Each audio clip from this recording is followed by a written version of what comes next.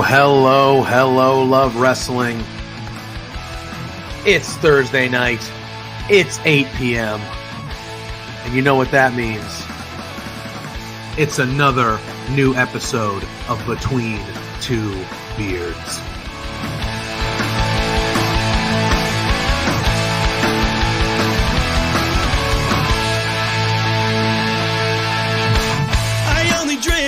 Can we start off with the biggest news of the week? The Rats lost!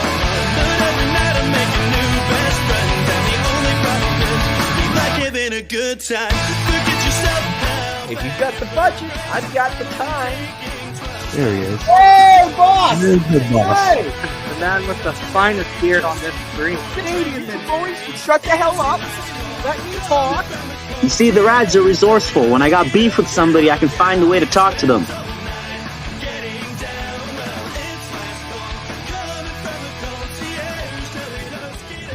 And listen between two beers.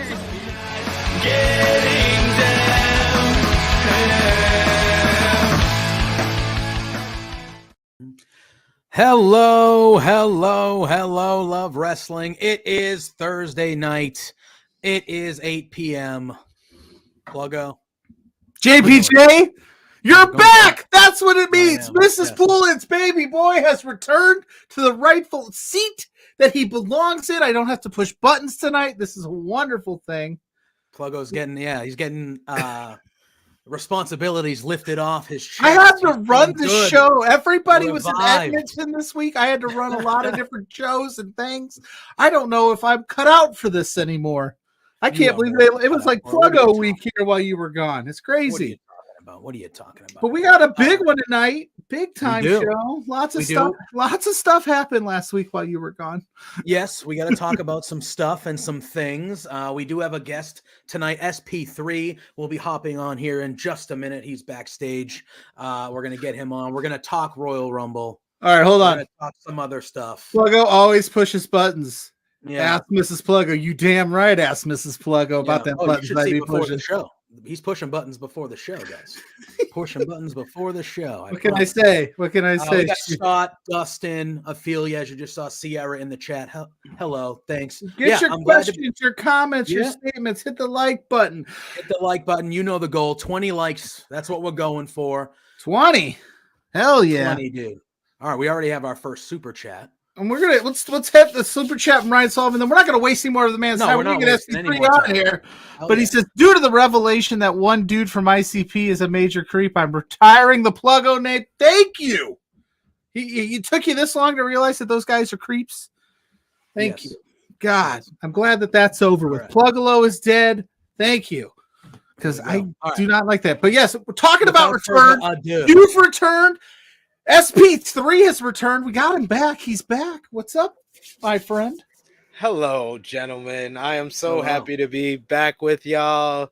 See you two beautiful beards in person Three, or look at in that thing. virtual, however Virtual. you want to say, virtual person. It's lovely to be here. Thanks for having me. Absolutely. We Hey, are thrilled to have you got back. one coming in. Yeah, you got. It looks like you I'm got. trying, You got I'm some trying. stuff happening That's there fine. too. We Letting respect it rough.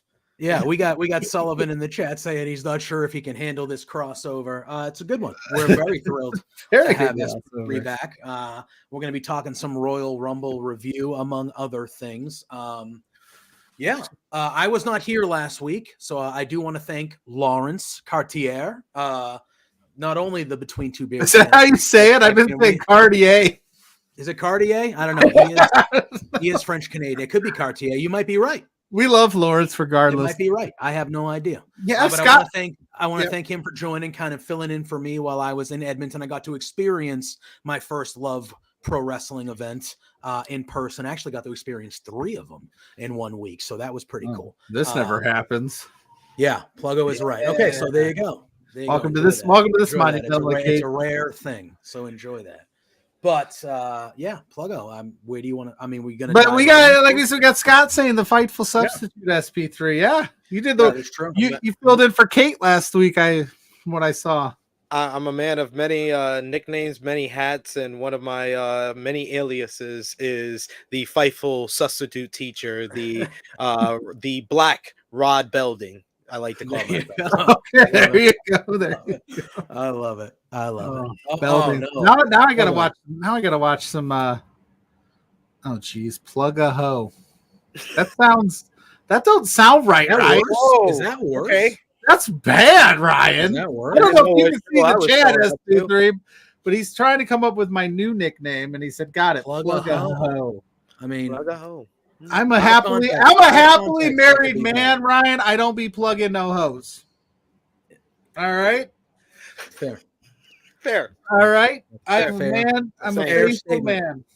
There you go. One woman man. That's the only You one gotta that cover can your tie bases, it. man. You got to cover your That's bases. right. That's good. That's all good.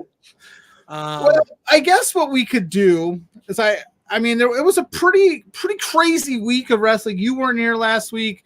Lawrence filled in. We obviously got the bombshell news from Vince and all that kind of stuff. And that kind of put a black cloud, not kind of, it did put a black cloud for me over the Rumble. Did it affect your guys' watching of the Rumble at all? Like, did you feel, because I even like kind of was like, oh man, like this is so weird.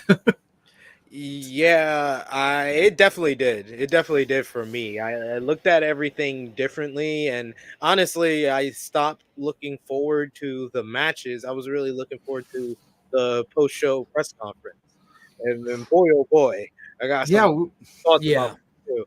But yeah, I think it created a black cloud that I don't think the show overcame. Fair enough. I thought the show overall was solid, but it was very like, we just got to get through this. And yeah, that press conference, like I got some thoughts. We could do that. I don't know how I don't know how you as somebody is high up in that company didn't read that document, that lawsuit. I don't know how. I don't know why you would come out there and say that and think that that's the way to go. Because it tells me 2 things: 1, you're lying, or 2, you absolutely have no control over what happens in your company, and you're just head in the sand guy. Oh, Triple H. Yeah, I just thought. So for me, obviously, it did create a cloud over the show. I think once the show started, I was kind of focused on the show, and I thought the Women's Rumble just was awesome. And so that kind of got me in like, okay, this is great. There were, like I was back in just wrestling fan mode for most of it.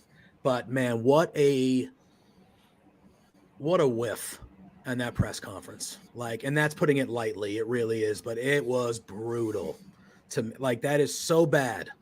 That is so bad. And I get it if legally you can't say anything or certain things or whatever, like I understand that, but there is a way to go about that would have been 1,000 times better than the way that Triple H handled that. And I was just, Omar in the chat saying tone deaf. Yeah, it was unbelievable to me. Unbelievable to me when I was like, bro, you could have said almost anything other than what you said and it would have come off. But like, man, just an epic failure to me. He and the company really had 2 choices when it came to the press conference. You either have your legal or media team, whoever you want to have, go to the media in that room and tell them that the lawsuit is new to everyone. We won't be answering any questions in regards to Vince McMahon or the lawsuit, or you can expect a no answer or a no comment to that. And then Triple H's other option was for him to just simply say no comment to everything.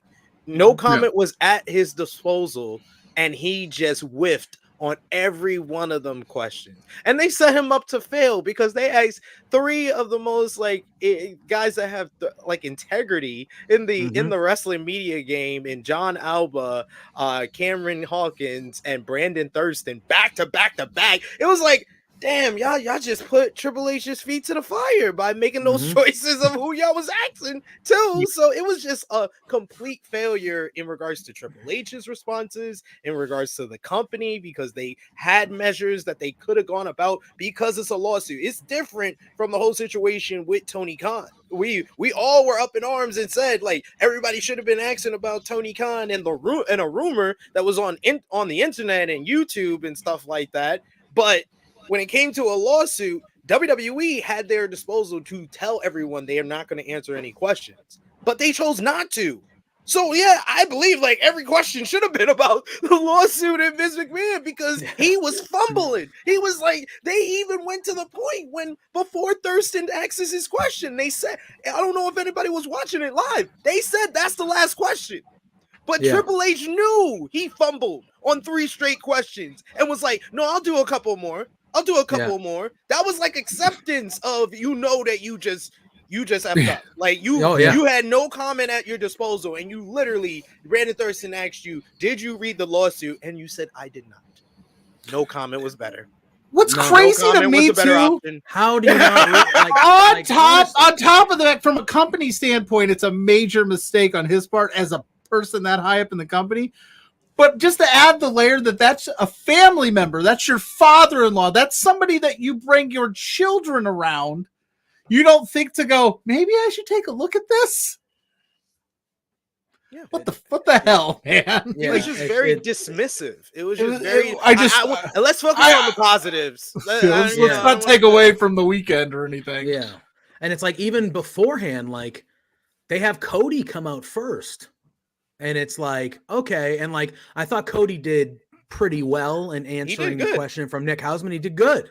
But it's like right there. And I did not watch it live. I was obviously keeping up with it on social media and stuff, but I didn't watch it live. I watched it after the fact in its totality. But like when I started watching it, and even when I heard that Cody came out first, I was like, what? How is Nick Khan and or Triple H not the first person there? Just like you said, either saying a comment at the beginning, hey guys, can't talk about it. I understand you guys are going to want to ask, but legally we cannot talk about it. We're going to just talk about the show. Or they stand out there and they answer questions. I thought Nick Khan, if he could have been out there with Triple H, he probably would have answered those questions better. At least I hope so, than Triple H did. But once I saw Cody come out, I'm like, and Cody did good. Cody did well, but it's like you're putting your talent out there, and like, he's a talent shouldn't be have to answer that first. Sorry, no matter the talent. And Cody did very well, but like it just seemed wrong from the get-go to me. And I was just like, okay, well, all right. Cool. I can definitely understand like wanting like Triple H or Nick Khan, but even that, like I was like, you don't even need them. You just need your legal or media team. Your media team, there's people from the media team in that room. Like, why didn't they say anything? Like, there's minutes before, like they put them over there. They don't even get to see the pointing to the sign and all the fireworks at the end of the show because they rushed the media into that media room. So you have minutes before it goes live in front of the world on Peacock and YouTube and social media, and it was just a complete fumble by that company. And I expect better. I expect better. Yeah, like you should. When it happens with AEW and Tony Khan, at this point, after a couple of years of talking too much. Yeah, he does. He does get. I would rather you talk too much than not say anything. Yeah, just me. He tries to go around it. Tony Khan tries to go around stuff instead of just outright taking an L. He takes an L by circumstance. Like someone asks him that question and he's wearing that hat and the glasses. It's like he already took the L before you even asked the question because he's wearing that. So it's like, yeah. But if I remember right, didn't they say before the pre-show media scrums that the talent wasn't going to answer any questions about it, so don't even ask? Because they have like at these big events, they've got like the media that does the rounds and the wrestlers kind of go around the room. I've been a part of one of the media scrums for Fastlane, and I can tell you, like you said, it's like as soon as they email you halfway through the show, they say this is where you need to be. Right when the 1, 2, 3 hits, like don't hesitate. As soon as the match is over, get out, like you said, no bells and whistles, and they rush you. Then they don't say anything, and they don't even do like a pre, like this is what's going to go down. Like we're going to go live, boom, and then you're just in it. So they fumbled. They definitely stuck with what they're used to doing in these media scrums, but it might have been a good idea at the head of the game to kind of like try to like, because then on top of it, to add more layers to how bad this press conference was, then you got people on the internet absolutely tearing up these media members for not continuing to ask the questions. But at the same time, like if Triple H has been asked the same question 4 times and he didn't give you an answer, why ask a 5th or 6th time just to get a no answer again, when a lot of these people, it's their shot to at least be in that room. I don't know. It just, everything about it just really rubbed me the wrong way. And it kind of took away from what I thought was a pretty solid, especially women's match in the Royal Rumble. And it overshadowed all of it. I'll be honest. I wasn't as high on the show as you guys. I'll just be honest. No. When I say solid SP3, that's me being nice. Like the men's Rumble. Yeah. Rough. I am very good at reading how people say things. Because I do podcasts with people all the time, and I have to gauge people's opinions on. You can say whatever you want on this show. We don't care. If you hate it, trash it. No, and I can give you a brief breakdown of the Royal Rumble and why the Royal Rumble was, in all intents and purposes, it was a mid show in comparison to other Triple H shows. Like if you took this show and you put it in 2019, I would have said it was one of the best shows of the year. Mm-hmm. But when you compare it to the 2023 Royal Rumble, you compare it to Elimination Chamber, you compare it to last year's Night of Champions, you compare it to Money in the Bank. Hell, you compare it to Survivor Series, the last premium live event that they had. This was a mid show. Like the Women's Royal Rumble, maybe the best match on the show. The Women's Royal Rumble, it started off very well with Team TNA and the damage control part. That was good. But then let's all be honest. It was a boring middle portion because they had a whole bunch of people with unidentifiable music. Plus, none of them are over. So they literally come out with music and then it's complete silence. So I don't know what's worse. Watching these past Dynamite episodes with 2,000 people in a 10,000 seat building being quiet, or watching 48,000 people sitting that crowd. That was stunning to me because it was the first match on the show and they were in complete silence for a middle portion when Naomi and Bianca were laying on the apron, and it was a whole bunch of women from the tag team scene that are not over. And then Nia Jax got the biggest pop. Yeah, then I was about to say, Kelsey Green's comedy plus Nia Jax's dominance brought it back, and then Jade Cargill came on, and then it was great all the way to the end. All the way to the end, and that overall was a good to very good Royal Rumble matchup. And then I had major issues with all the rest of the matches. The Fatal 4-Way was just a boring by the numbers matchup that I could have told you before the bell even rung. Yep. And Solo Sikoa is getting to the point that I saw a tweet that I very much agree with, that he is the American equivalent of the House of Torture, because he came out and all the heat and pop and reaction to this matchup just sunk. It was a vacuum. It was done. Copy, paste, repeat. And then Kevin Owens and Logan Paul were a victim of that. So how dare we get a story from Logan Paul on his podcast saying Paul Heyman said, follow that, mother effer. I'm like, what? Follow that? Yeah, sure. I'll just hit a drop kick and do a match that they can't predict. Great. What? He told Logan Paul that? Logan Paul's match was much better than that. Oh, yeah, for sure. Paul Heyman, you've been in the business that long. You know that match was pretty good. It was. I like the angle at the end too. With the RKO and stuff, and then Solo Sikoa came out and it was over. Logan Paul and Kevin Owens was a good, solid matchup that just had no heat because y'all took the air out the crowd. And then it came back towards the end, and then they booked the stupid ending with the podcast host taking like 5 minutes to get. I didn't even know who that guy was. Yeah, that was very. Then you get Grayson Waller and Austin Theory coming out. You don't know which one is which, and they give him the brass knuckles. And then the actual finish was good with Owens hitting the brass knuckles and getting caught, but it was just too many issues before that to really say that was a really good matchup like the Women's Royal Rumble matchup. And then the Men's Royal Rumble matchup was mid. That Yeah, was very the bad. definition of mid, because no one who we thought was going to win came out to number 15, and Cody got a pop, Andrade got a little bit of a pop, and then they stopped popping. Shinsuke Nakamura's music got a pop. Jay got a pop.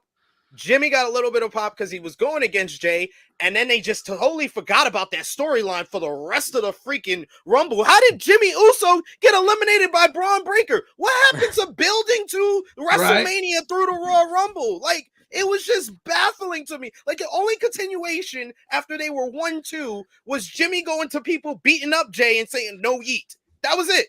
That was it. Yeah. You would have sworn they didn't know each other. They were strangers after that. He spent the whole match trying to get dapped up, and I said, did he realize that he's supposed to throw people out and not just go for daps the whole time? That was really rough on Jimmy's part. And no, the men's Rumble. Gunther came out to no reaction. Yeah, how did Gunther, like 48,000 people, and it was Gunther, Drew, CM Punk, and Cody Rhodes in the final four, and Sami Zayn. And Sami Zayn was in the Sami sixth. Zayn got no reaction because what's his name? BWE or whatever on the internet. He messed it up. He made everybody believe it was going to be The Rock or MJF. And when it was Sami Zayn, they was disappointed. They were disappointed, yep. They cut to the one guy that looks surprised. I think he was the one out of 48,000 people that was like, Sami Zayn? No. No, it was the men's Rumble was very like, let's get to the Cody spot. We're going to brush through this first 15. We know we got Punk and Cody at the end, so let's just get there. And it was just like, guys, what are we doing? So bad. I felt like there was no excitement in that match. I was happy that Cody won it, but other than that, like there was no, it was just very, not a ton of surprises. I don't need a million surprises in the Royal Rumble, but it felt like there were not, like Andrade was really the only one, and I was pumped about that. But and you mentioned the music and the women's side of it. I thought in general there is not a lot of the music sound like there were, and me watching it on a TV screen, I'm sitting there and then and I'd be like, who's this now? It would take me a few seconds. Who's this? Who's this? Oh, and I'd have to wait for Michael Cole to be like, it's this person, or finally see their name on the board. And I'm like, there are no, and it's how many themes do we have currently now in WWE that we saw in both these Rumbles that are right away? You're like, oh yes. All right, here we go. I was like, there's so many themes that sound the same. The themes suck. The themes suck on the women's side, and also they do a terrible job of like they're always giving the women entrances during commercial. So half those women we don't see their entrance on a week-to-week basis, or we don't hear it enough because they're already in the ring waiting on whoever to come out. And it's like, those are rough. But I don't know. I miss the good old days when you just knew, like, boom, the music hits and you get excited for your person. I feel like there's a handful of those. I didn't even think about that. I mean, the only one on the women's side that I was like, oh shit, that's Jordan Grace. I was like, wait, because two of the biggest pops in the Women's Royal Rumble was Jordan Grace's music and Jade Cargill having her fake AEW music. Like, and then Andrade, he got a reaction because it said El Ídolo, his whole AEW name. Like, I don't know if WWE caught on to that, but that was funny. Yeah, it was. Because it popped on the screen before the music hit, so you're like, oh. And then they signed him to Raw. Yeah, they did. They signed him on Raw. And it sounded like Braun Breaker's going to be going to SmackDown. Braun Breaker. And apparently, the reports are saying that they just gave Braun Breaker Brock Lesnar's spot. They went in there. We're not changing anything. You're going to go in there and eliminate who he was supposed to eliminate. And you're going to get eliminated by who he was supposed to get eliminated by. Okay. I thought Braun Breaker looked good in the Rumble. He was one of the best parts. I agree. Yeah. I agree. And I think he looks like he belongs immediately. He should be on the main roster moving forward. I think SmackDown will be a pretty good spot for him. That's fine. Shout out to Joseph with it is in the chat, and then call up saying, welcome back, JPJ. He's glad to see you back. No problem. Yeah, dude. People are to be back. People are happy that you're here because it's just not the same, I guess. I don't know. Maybe they don't like me running the show. PLUGGO, dude. Crazy. Stop it. Do not do this. Do not. No. Yeah, Scott. Yeah. Okay. Well, go ahead. No, he just said that Brock was supposed to work with Dominic at Elimination Chamber. Yeah, I think that was the plan. Yeah, which at WrestleMania. and Gunther at WrestleMania. So I don't know if Braun's going to follow that path moving forward, but they at least gave him the Rumble spot on short notice. But What I about? know. Go ahead. I was just going to ask. I don't know if you're going. I was going to go on a completely different question here. What did we think about Jade? I thought it ruled. Superstar. I thought she was excellent. But I'm seeing a lot of people still going, well, that's, she's not ready. But I thought she looked like the best thing out there. For her time. I think she's ready. The Give her Rumble the went spot. to a different level once she arrived in the Royal Rumble match. She picked Nia Jax up by herself. Yeah, she picked Nia Jax up. Threw her out by herself. Threw her out. Nobody's done that. Nope. The moment she had with Bianca as well, that was one of the times the crowd was, how a crowd should be at the Royal Rumble. And if you want to tell me that's a Mania match, 1,000%. Everyone knew it in that moment. That it was just a badass moment. And then I thought her eliminating Becky was a big time deal.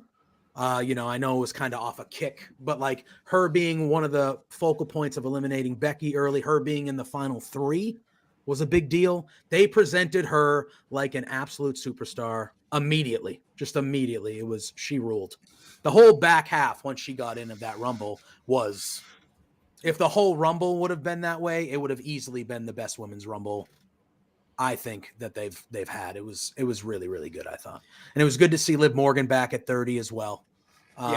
She looked good. I really, really loved the from number 28 on, from Jade Cargill coming in, and they set it up nicely with Nia Jax getting 8 eliminations, looking dominant. The whole bit with her and Chelsea Green, when Chelsea Green was weekend at Bernie's and getting squashed by Nia and Piper, was a nice funny bit, which always is always a part of those fun Rumbles that you remember is the funny bits. So I do remember that as well. But yeah, Jade Cargill, I think she looked great. But yeah, I do understand why some people are like, she's still not ready, because it's 2 different situations. It's different coming in, knowing your particular spots. You did rehearsals, you know what you're supposed to do, instead of WrestleMania one-on-one, you and Bianca Belair. I think that's two different things that she has to get down. She does have preparation, and why she was given this platform is due to the work that she did in AEW. They dropped the ball as far as her progression, and that's why she needed to do the work to get back to the spot that she was given at the Royal Rumble. And I think that she's going to get a bigger, even bigger spot at WrestleMania. I just don't know that maybe they're going to go immediately to Bianca Belair versus Jade Cargill. And I think there is a reason why Jade has said in interviews that she wouldn't mind teaming up with Bianca Belair, because they are putting a focus on the women's tag team division as far as putting an effort into it. As far as what you grade that effort, I mean, I don't know about you guys. I would grade it as a C- at best, probably a D. Is probably the accurate score. It's just a minor effort. It's not a push. It's merely a nudge. It's merely a nudge for this women's tag team division, and that's why it hasn't gotten over. But you have the titles now on the Kabuki Warriors and Damage Control, which as an act is over, and then you put Bianca Belair and a Jade Cargill as a tag team. That would immediately be over as well. So I wouldn't mind that as well. If they went that route, that's a big time Mania match. If you feel like, hey, we feel Jade's ready to be in a tag team wrestler by WrestleMania, you're talking, if you got Bianca and Jade winning the tag titles from the Kabuki Warriors at Mania, that's a huge moment for that to happen. You know what I mean? Because clearly, Bayley obviously ends up winning the Women's Royal Rumble, and she has been very vocal leading up to the Rumble. I'm going to win and challenge Rhea, and I'm going to fight Rhea and blah, blah, blah, obviously, because her stablemate is the other champion. But then, she's cutting a promo on Raw, and we see Rhea come out, and then Nia gets involved and beats the absolute crap out of Rhea Ripley and basically threatens Bayley and says, you can pick EO, you can pick anybody you want, but Rhea, she ain't making it to WrestleMania. and I think that's a perfect match for Rhea to headline in Australia at the Elimination Chamber. That's a perfect title match. She'll retain. It makes perfect sense. So now, and they had the great camera shot of Io kind of being, have that puzzling look like, should I be worried here kind of thing? And everybody pretty much knows it's going to end up being Bayley and Io as they get there over this next little time until Mania.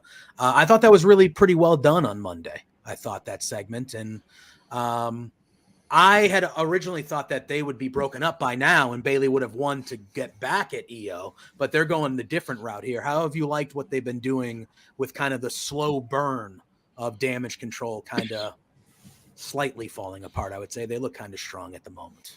I think they could have done more as far as like the backstage segments and like Bailey picking up on stuff. And I was like, you brought up earlier, Pluggo, people being critical of the media for different questions. I was critical of the media for not asking Bailey why nobody from Damage Control came out to celebrate your Rumble win.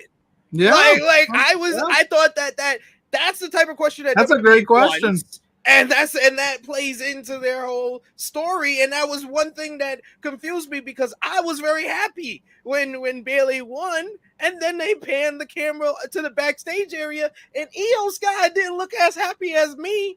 She didn't look as happy as me. So I thought that was a missed opportunity by the media members out there. Like what I will say as a critical thing is that if you're gonna go in there, you're gonna ask storyline questions that make WWE happy. Let's play into storylines and let's help them out and let's get real answers here.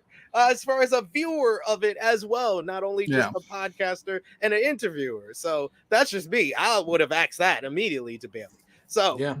I think that it's been done fine. As far as that grade, I would put that as like a B. I thought, like I said, they've missed opportunities with building it more with backstage segment or even stuff on social media and YouTube. I don't mind searching it out if it adds to the story and stuff like that. But I feel like it's been a nice slow burn, but it feels like too soon on Friday to announce that. It feels like we haven't got to that point of the she's Batista and she's finding out that Triple H and Ric Flair have been plotting against her the whole time. They haven't really been plotting against her. They just kind of been nudging you to the side. So I think either we're going to have a segment on SmackDown before the reveal of, oh yeah, we want Bayley to go get the women's world title because we want her to be on Raw. We don't want her to be on SmackDown or something like that, which is going to feel contrived because it doesn't really feel like it's been built to.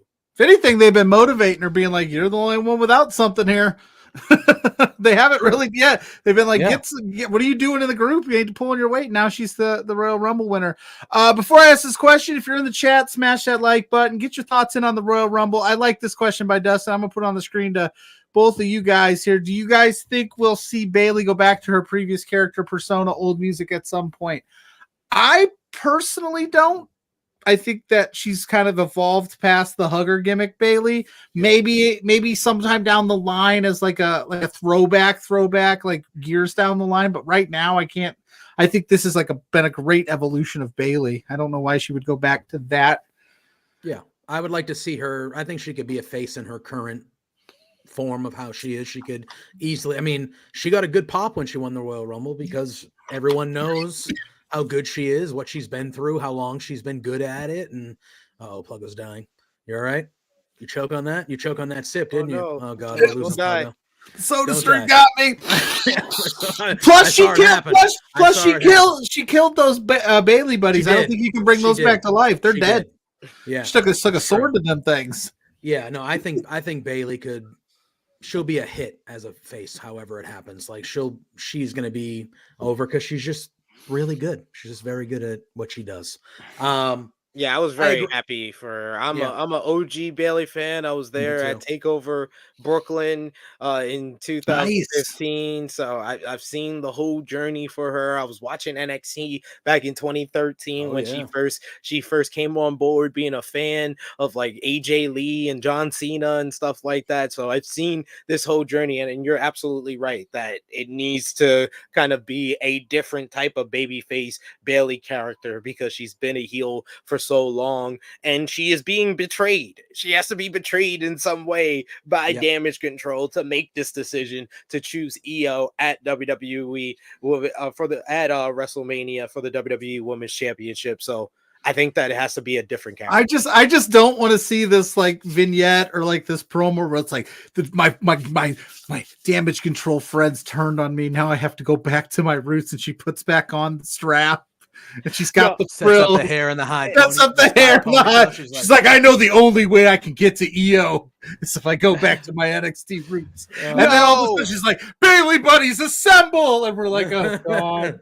People don't remember that they murdered that character. They did. This rivalry. Her and Sasha when they were friends one week, enemies the next week. Like, yeah, they killed that character completely. That Bailey had to get to this point. Yeah. Well, agreed. Speaking of Royal Rumble winners and WrestleMania storylines, Cody Rhodes, which might be in jeopardy again. So, according to certain things I'm reading that I don't all hopefully. So Cody Rhodes goes back to back, which is good for him. I haven't done it in 20 years, a little longer than 20 years. Yep, right call. Well deserved. 25. 25, 97, right, 98, 98. I'm still dying over that. What else in that water? Somebody's trying to poison me here. I'm like, maybe. Over 25. Over 25 years, probably the right call. They're putting all their chips. So he's got to finish the story, right? Well, that's not where I'm going. He faces Punk, which I thought was fun. Punk gets hurt. Yep. Punk's out. Yep. Punk date. I'm upset about speaking of, but Cody's got to finish the story, right? SP3. I know how JPJ feels, but you can't have him win the Rumble, point at Roman Reigns, go down this line again, show up at WrestleMania 40 and lose. That's just malpractice, right? I mean, it was to a lot of people, it was malpractice the first time. It was unfathomable the first time. You can't do it again. I was of the belief that WWE thinks they could stretch this out even longer, and they were going to have The Rock swoop in, take his spot at 40. They still might. But The Rock is a long gamer, folks. He's a long gamer, and he's also a long time giver.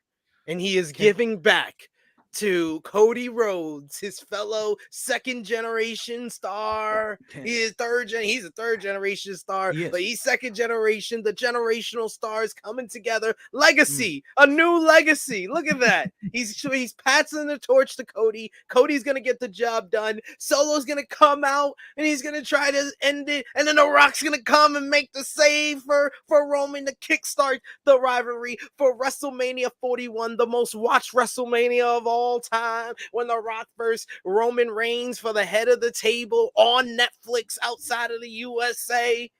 So that's gonna be a great time. That's gonna be all fine and dandy. Cody, yes, he has to finish the story because I can't go through this again. I can't go through this. All you whiny Cody Rhodes fans, you got what you wanted. You got what you wanted. Now they just have to finish it. Now, if they don't finish it, I don't want to hear it from any of y'all, because all I know is that I think that the reason we have been going through all of this is because WWE doesn't know how to answer a key question that I always say to fans when they want something. I've been like, WWE probably doesn't know, and then what? Cody Rhodes finished his story. That's his whole character, though. That's like what we made his whole persona, his whole gimmick.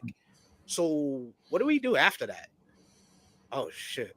That's where they're at this point. That's what I think they're at. And I think that's why we've been hearing all this back and forth. Yeah, you're probably. I think you made some friends. I know JPJ's got a response to that because he's very passionate about. Everyone's saying more SP3. Yeah, more SP3 on Beards. We're more than okay with that here on Beards. Drew Nicholas saying he loves SP3 so much.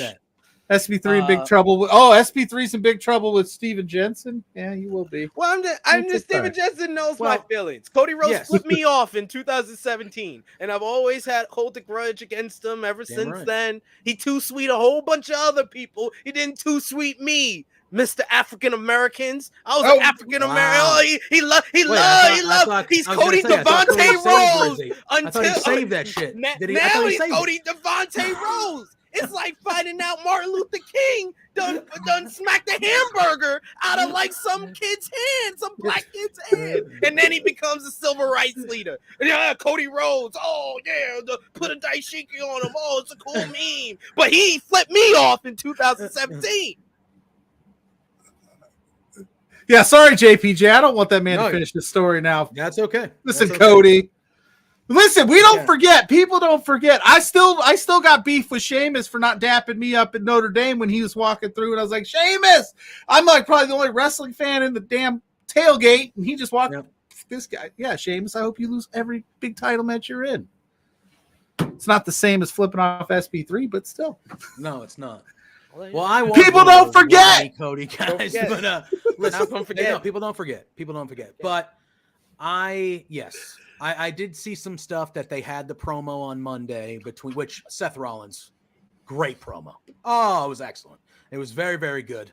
They had that promo segment, and then I did see some things on social media.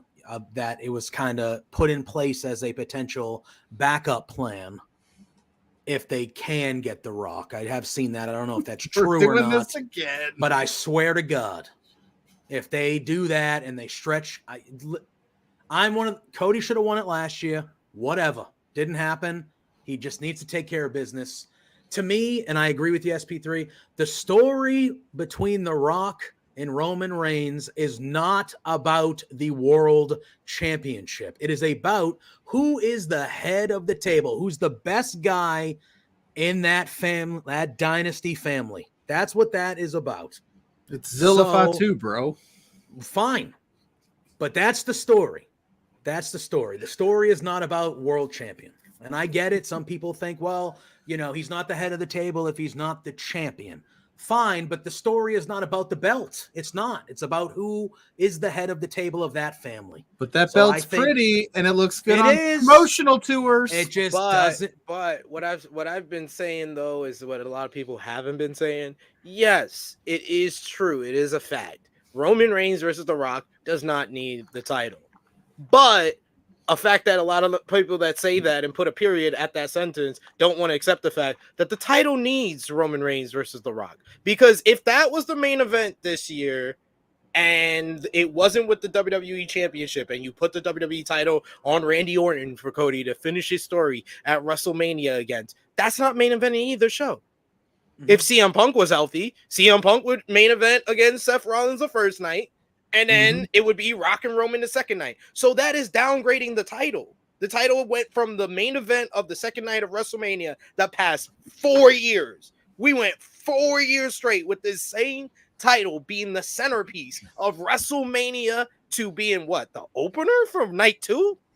Yeah. The opener for night 1? With 2 part-timers? With the Rock and Roman story would be but that's the main event. That's gonna be the main event. It don't matter if they part-timers, 2-timers, 1-timers. It's The Rock. It's Hobbs. It's the Scorpion King. That's the guy that's gonna get us the Tooth Fairy. And he's gonna get us the $1 billion deal in sponsorship. So I'm sorry how y'all feel about that, but Dwayne's main eventing again. Sorry, Phil. Sorry. Oh yeah. I like the idea of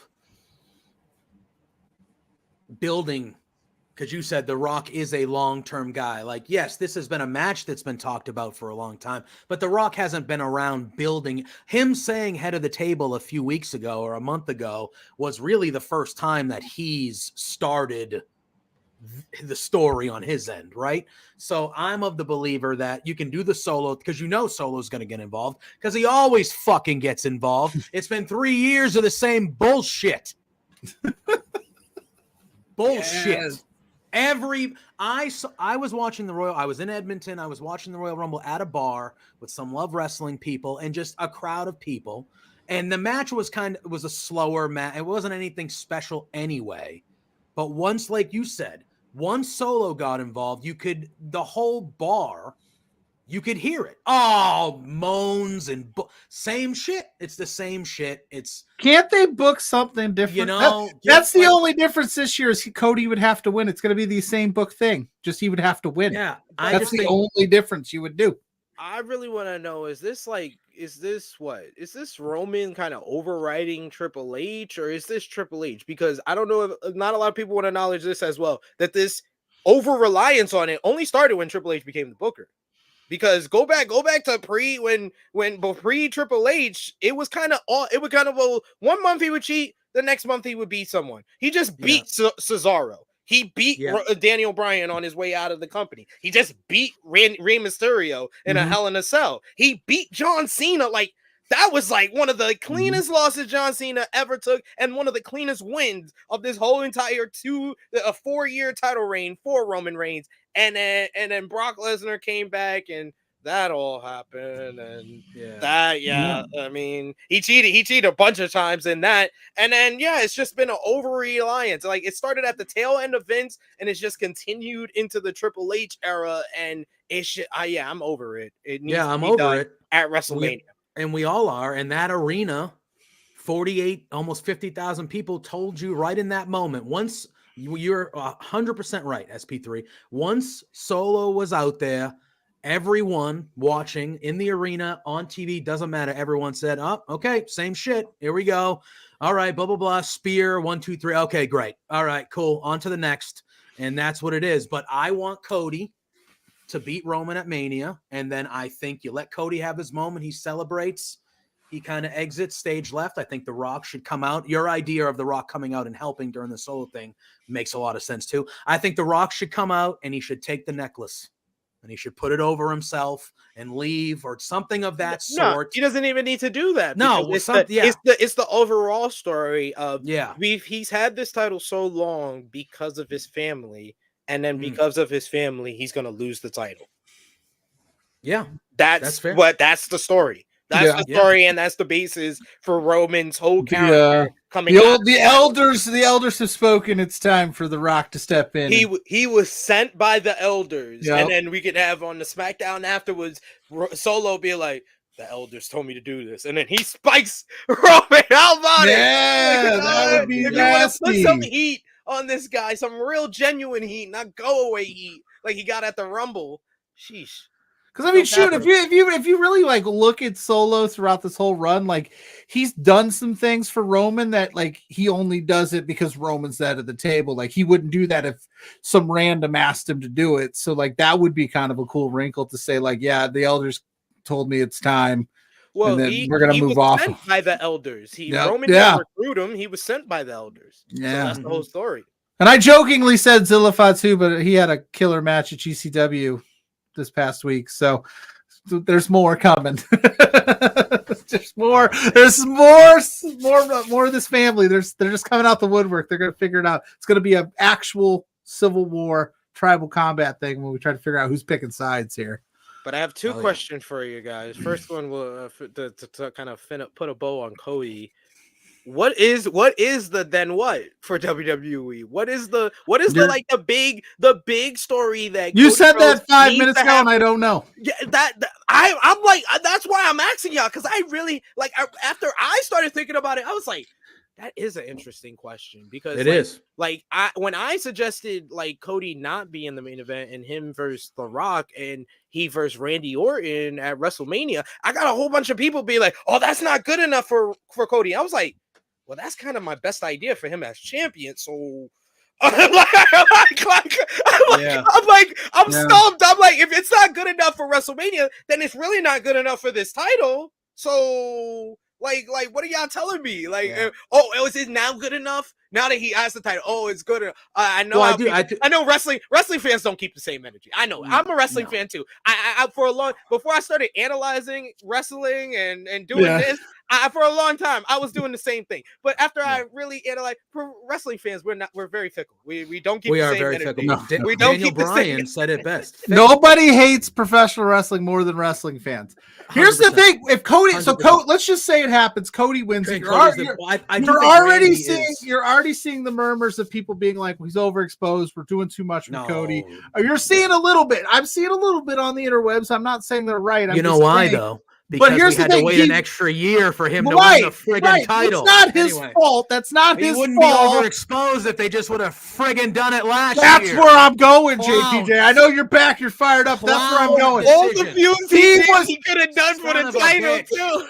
He was Him as and hot Brock as couldn't have been for the title. What he the was hell? as hot as Anyway. ever. He was as hot as ever at the Rumble, or when he won the Rumble. Goes to Mania. He's at nuclear levels of just his heat in terms of like not bad heat, but just I'm saying. He's hot. He's hot, baby. And now it's another year. And then you know what's going to happen. I can already see it. He wins at WrestleMania. He comes out the Raw after Mania and goes, I'm going to be a fighting champion week in and week out. That's what it's going to Cody Rhodes Open Challenge. Anybody, he's going to do that because we haven't had it. So? We haven't had I it don't in think 4 he'll do open years. challenges. You know what I mean? But we haven't had a fighting champion in 4 To years. me- So, and then you're going to get Randy because there's. Disgusting. That's disgusting. To I'm me, already yeah. grossed No, out. I'm sorry. Tell me I'm wrong. Tell me when I'm telling The lies. The fighting champion thing, I give you. He will cut that generic He's not doing. No, he's not doing it. Tell Here's me my when thing. I'm telling lies, though, because we haven't had it in 4 years with this To title. me, yeah. Look, He's gonna come out and say, "I'm gonna put in the work every week." well, I once the title is off Roman, I do think it opens up the title to more story. Like it does.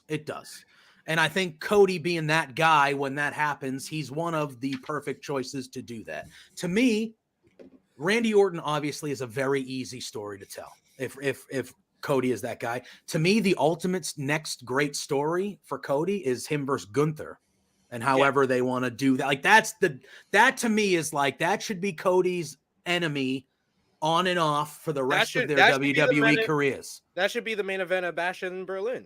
Yeah. And I think that's the guy. Whoever ends up beating him for the IC title, that's a different story. Or if he just goes, I don't want him to Samoa Joe it. I want him to lose to somebody to put somebody over. But to me, that's like when Cody's champion, his big, great rival, it should be that guy. It should be Gunther. How you get there, the story you tell about it, I haven't thought that far into it yet, but I think it would make sense. And plus you got, and Drew mentions it in the chat, you got Damian Priest in that briefcase kind of looming over things as well. Oh, he cashes in Matt Mania, crushes. I don't think he does, but like once that belt is off Roman, if Priest still has that case, both world titles are all of a sudden in play again. You and I now both really know only one that's in play. Cody hasn't been touching through Roman with Cody hasn't been through enough hurdles yet. He wins the belt night 2. Damian cashes in. He's got to fight his way back. I mean, is Damian Priest like the next dumbest? Does The worst Money in the Bank winner since No. I want to really ask this question though. Does Triple H know how to book good men's Money in the Bank winners? Because he's over 2. He doesn't know how to He's book over good. 2. Yeah, He's over 2 so far. Like he had the worst ever last year. I mean, 2022 That was bad. with Austin Theory. But like Damian Priest did not cash in on a one-legged man. Mm-hmm. Oh, I know. I went on this tirade 2 weeks ago. Here's Damian Priest's entire run. Yeah, I'm going to show him all tonight. Match starts. He goes out there, stands there with this little briefcase like this. Oh, somebody gets hurt. Walks over to the ref. Stands there, talks for 15 minutes with the referee. I don't understand that. Why? And then somebody hits him, and then he's out.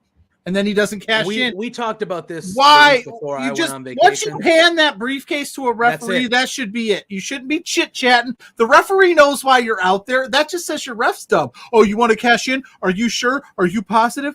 Why am I out here? It's so bad.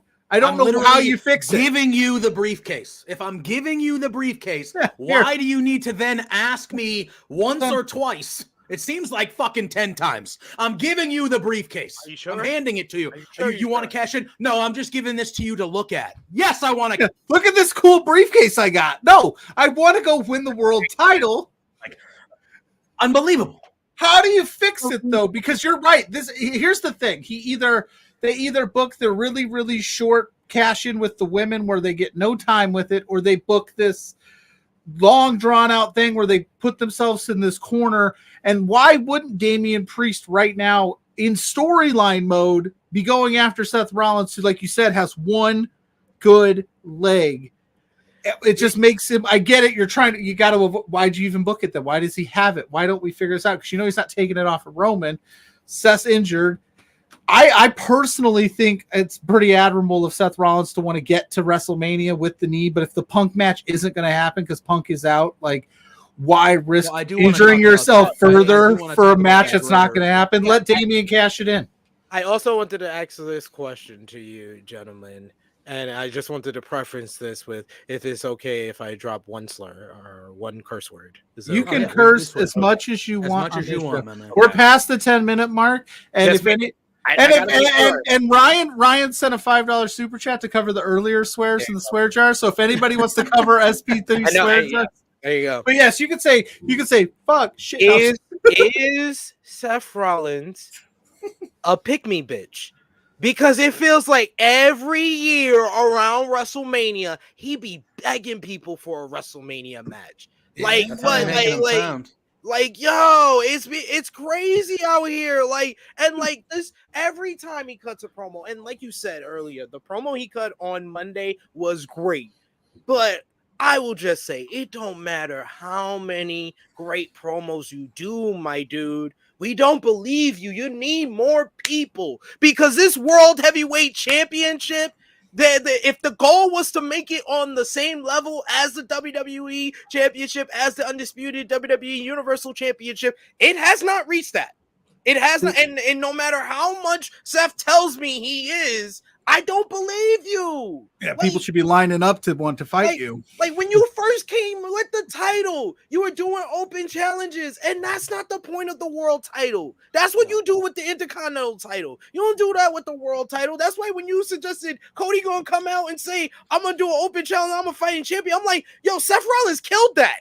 Like he killed that character for me. Like I'm done. Like the dude went to NXT and defended against Braun Breaker after Braun Breaker lost for the NXT championship. You're versing the loser of the developmental title on NXT. Like you have completely put this at a level that I don't think it's ever going to reach this title. And here we are now 8 months after that, and I'm like, y'all see? You see? Yeah. You see, he cuts this great promo that when he starts out the promo, everybody's like, no, why would he do something stupid like that? No, nobody wants that. I still feel that way. The whole time I was like, Seth, you're killing this, buddy. Cody, you better not say you better yes. say no. You better say no, Cody. And that's the point of this great promo. In the end of this, because Cody has to make the right decision of picking Roman, it buries that title. It buries the title because he's like, no, I'm not going to go for your consolation prize. You can make as many creative videos. Oh, do you want to be Ultimate Warrior? Or do you want to be Ric Flair? Do you want to be Hulk Hogan? Or do you want to be Dusty Rhodes? And then the last one was just desperation at its best. Dude said, do you want to be Sid? Or do you want to be Terry Funk? What? How did you go that low? Like you had The Rock, Austin. You had all these WWE champions to pick. You picked Sid that broke his title in a title match for the title you're trying to say is yours. Sid. I'm just thinking. I think of Cody going, Seth, do you want to be David Arquette? Or do you? You're right though. Like he does do this thing, and I don't know if it's obviously. I don't think it's his decision, but they had the Punk. Yeah, they had the match. Yeah, exactly. And they got a fumble. But it's another year of him begging for a spot. And honestly, that's another thing. Like they should have just gave the title to Drew. They should have just gave the title to Drew. Give the title to Drew. If you're asking, because I do think this is a discussion we can have. Is now what do you do with Seth? That's Cody's not picking Seth. Cody should not pick Seth. You got now people are saying Gunther, but Gunther's still the IC champ. So if Cody Rhodes picks Seth Rollins, I will go in my blonde era. I'll go Cody Rhodes blonde if he picks Seth Rollins. That's how absolutely stupid it would be to do that. Yeah. And then to me, it feels like there's two ways you go. You either go run Seth and Drew back. To me, Drew is the best guy. I love what I'm seeing out of Drew McIntyre. I thought his promo on Monday with Punk was just savage. just absolutely savage, and I loved it. I love the Twitter thing with the CM Punk, you know, these get the CM Punk tombstone, and he's like Drew is. I've liked Drew since Drew has kind of had this edge here. I would have had Drew beat Seth just in general when they had that match. But now you look at it hindsight with Seth getting hurt. You're it's like bringing up, you can either run that back or you go the Gunther route. But I think either way, I think Seth needs to lose at WrestleMania. No, he needs to lose before. Just get him. Yeah. However way you want to do it. I do feel like couldn't you save Damian Priest by having him cash in and then like at the Chamber or something or do something along the lines of getting Damian the belt and then having Seth chase him a little bit? I don't know. But you brought up Monday night, man, and I got to say I was in a whole roller coaster of emotion, okay? CM Punk is hurt. Drew McIntyre's beating on my guy CM Punk. R-Truth got beat down by Judgment Day. I was having a rough Monday, man. Yeah. I was having a rough Monday. Yeah. Not only is it Monday, but Jesus.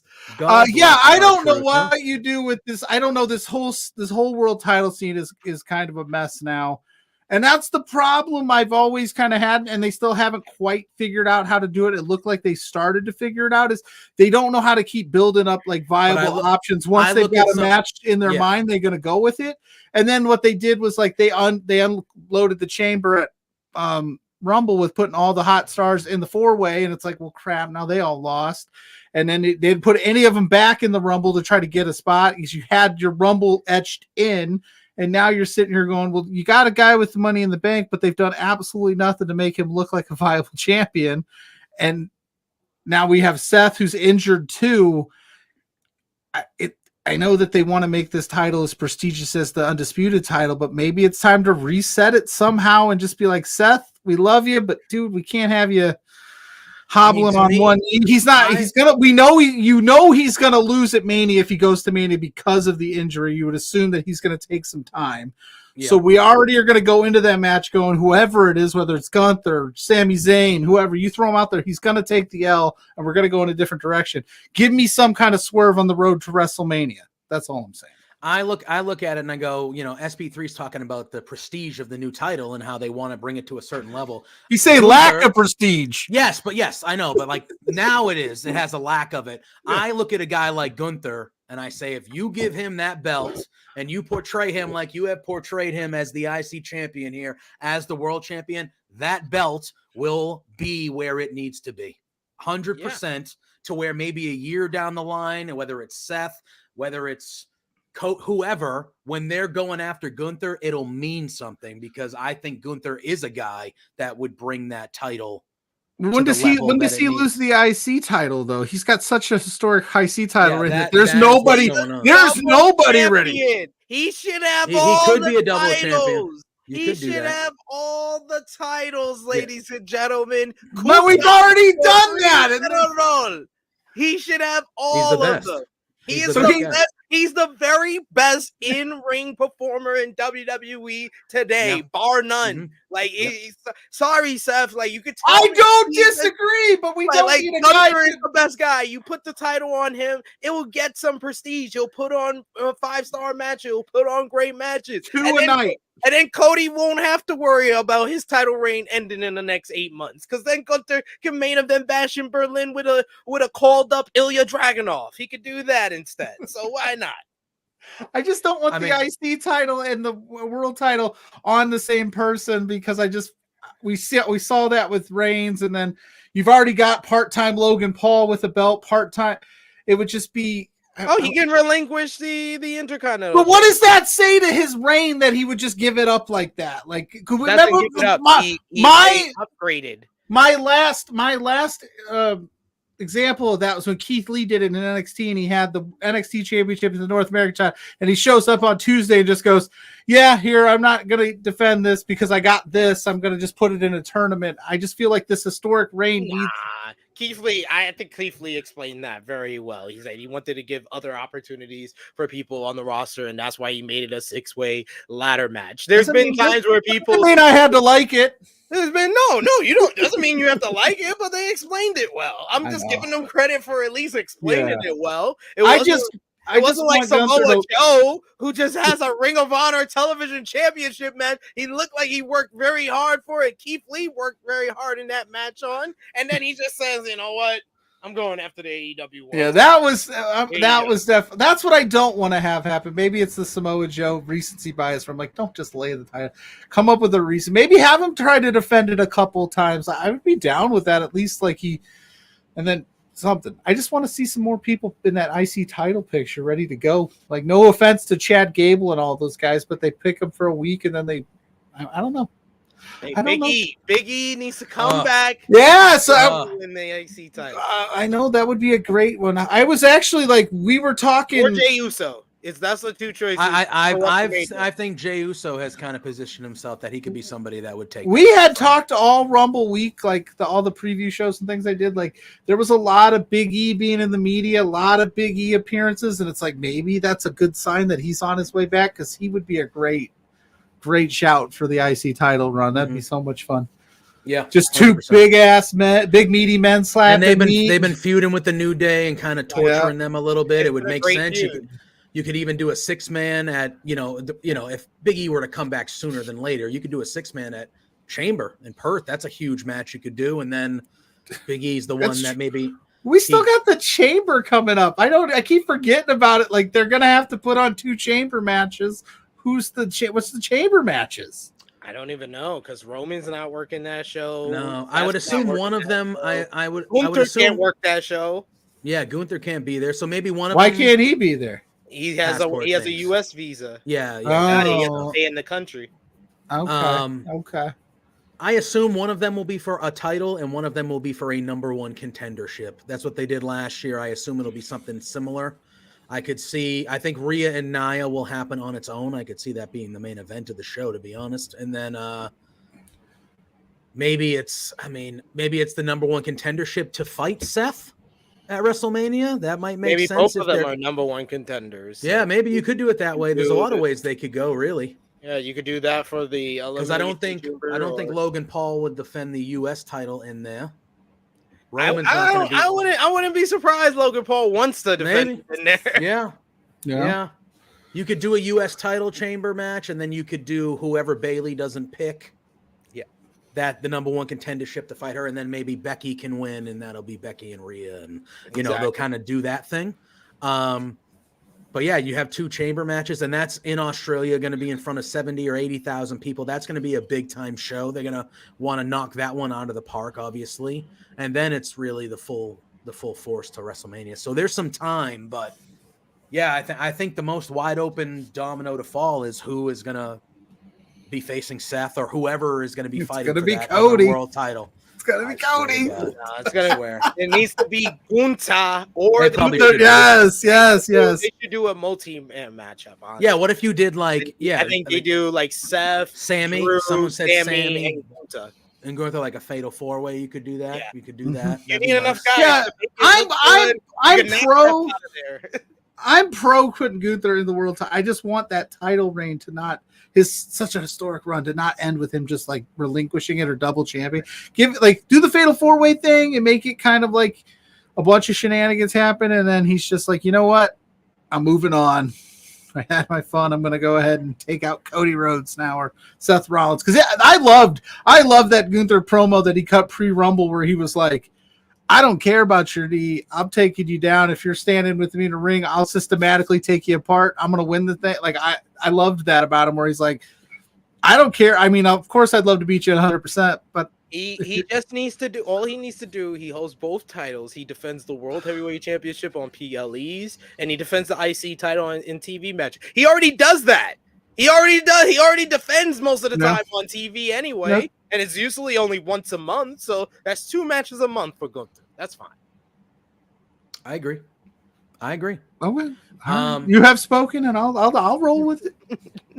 I think Gunther's the right shout. I just they need to figure out some other things. It's just Drew McIntyre is a hot character, and I don't know. I love Drew. What you do. But the problem with I don't think they know what to do with Drew. They do this every time they put him in these storylines where we all go, "This is the Drew I want. This is the Drew I like."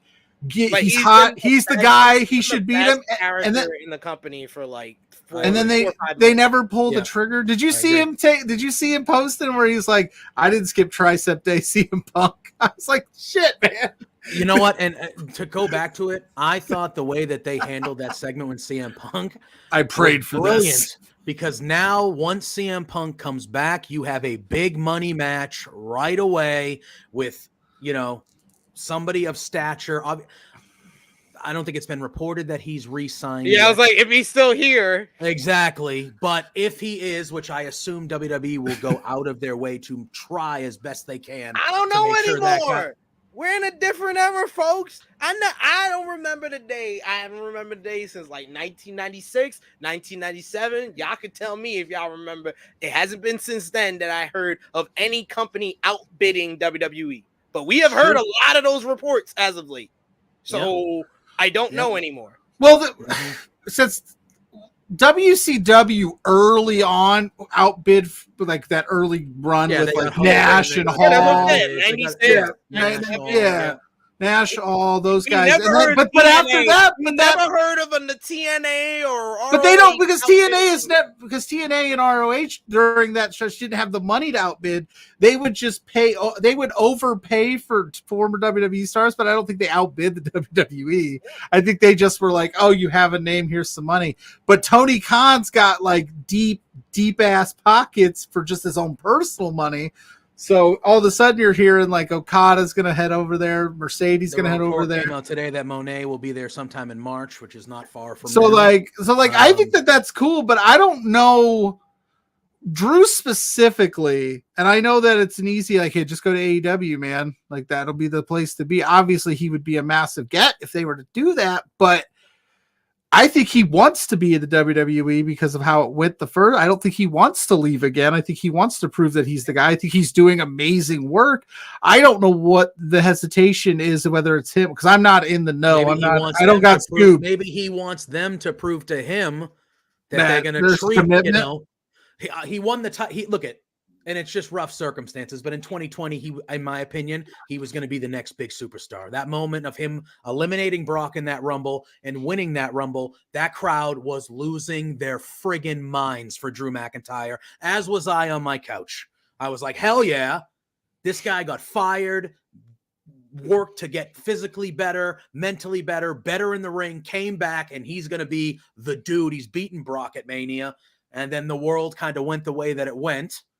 And he, unfortunately, because of that, his title reign wasn't in front of people and it wasn't in front of things. And they haven't really treated him as that top tier world champion once he lost it.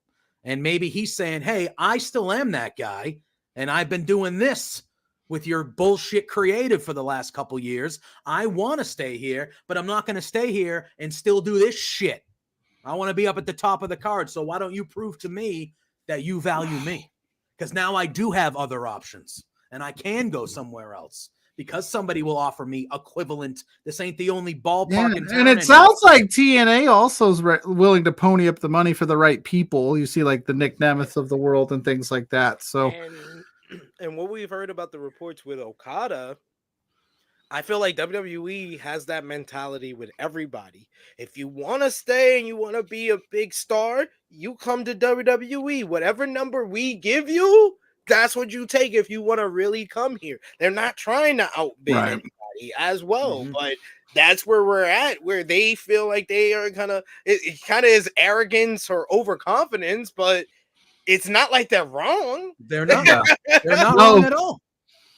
No, in like, because we talk basketball with you all the time. They're the Lakers, they're the Celtics, they're the dynasty, they're the you know what I mean?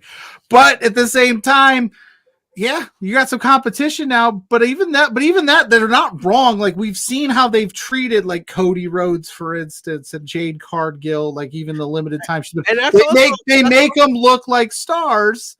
But at the same time, for Drew, who's been in that system for a long time, I don't know what he's thinking. Is he thinking like maybe he's using the AEW thing as just a way to get more money and they're not budging? Because I know Edge did that when they signed him back that first run. Yeah, they're like, oh, AEW. Yeah, AEW is going to. Like a bunch of Yeah. since 2019, a bunch of people have used AEW in their negotiations and got To get bigger more money. money from WWE. And I think that in WWE's mind as well, you have to have the thought of, I wouldn't mind if Drew went over there, signed like a 2-year deal, and then he could come back over here. He's an even bigger star because we seen that with Jay, we seen it with Cody. Like they were, And not they the could same say we stars. stole him from AEW. And it all works. It all works out in the end for us. Oh, it'll be fine. Yeah. Because they didn't want Punk. They did not want Punk. He Nope. said it many of times. They didn't want Punk until he came back to AEW. Looked all good. They saw the difference he did over there, and it was like, oh yeah. We don't care what happened over there. Yeah, come on. Well, on the down. flip, I've said it about MJF a few times. Like, I know that he's always talked about the bidding war of 2024 and going to WWE. I think this is the worst time for him to go because they're so star heavy at the top that he could just sign that 3-year deal in AEW, see how the landscape changes. WWE's obviously going to keep an eye on him, and he'll still be 30 when he's out of that contract. And then he goes over there, and it's like the hugest thing because some of those other top stars have kind of either went down to part-time or left the company because they got some heavy ages there. So yeah, maybe that's the Drew thing. Drew, go ahead, man. Take the walk over to AEW for a couple of years. You're always welcome back here. They did it with I would imagine Christian and Edge, if they were to leave AEW tomorrow, the WWE would be like, yeah, come on. There's back. a lot of them. You got Malachi. Yeah, Malachi. They just did it with Andrade. Yeah, Andrade just did yeah, that. go ahead. I mean, he got released. He didn't choose to leave, but he got released by WWE. He said, "Okay, went over there for." By the 2 way, years you and he's mentioned back. it. Buddy Matthews and Malachi Black, everybody says is a shoo-in to just go back to the WWE. It's possible. Just to job out the WWE. At least they get presented well. Listen, in AEW. Yeah, it is kind of baffling why as people because think they that- left because they weren't getting any love at the time. And just because it's Triple H in charge, like Triple H pushed Buddy Matthews on 205 Live. He did never push him when he was on NXT. What are y'all talking about? Like he don't got love for him like that. Not like that to give him. He got those 2 banger matches because he accidentally walked in the back of the shot for the one segment, and then he had that match. Match with Roman and Bryan. Yeah, but I was thinking more of his series of matches with Malachi when Paul Heyman was in charge of Monday Night Raw. That's what got him the attention enough for him to be in the stable with Seth. Yeah. And you know how excited Live, him and Mustafa Ali, brilliant. That no DQ match is still the greatest match in that. You know how excited I was for the Paul Heyman Eric Bischoff ran SmackDown and Raw, and that lasted like 2 months. 2 weeks. 2 months. I was so excited. Did Bischoff ever make it? I think he made it for like a week. He was there for like 3 months. Or barely made it. Yeah, I was so happy, and then I was like, "Oh, that ended quickly." We have another question in the chat from Dustin. He said, "On the topic of titles and WrestleMania, who do you guys see Logan defending the U.S. Championship against?" I think to me, it's a LA Knight, no brainer for me. That's the direction I would go. I feel like with the storyline now, they could continue the Owens thing as well, and that would be. I think they would continue that at Elimination Chamber, though, right? Yeah, you do that. Yeah. That's a big match at Chamber. But Owens doesn't have a written in WrestleMania. He broke his foot too, I heard.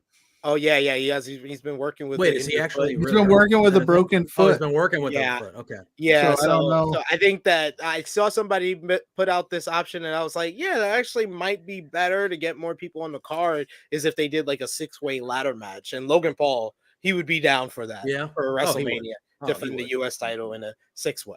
Yeah. Oh, I'd be down. I'd be down. I'd be okay with that. For sure. And then you can throw LA Knight in there, and LA Knight wins that. He does he does a big splash on a giant Prime mascot. Why not? I'm all for Something it. like that. Something like that. Speaking of that, I glossed completely over it. But you noticed that the Royal Rumble, that the big sponsorship match was that Fatal 4-Way, and that's usually Rey Mysterio's match. True.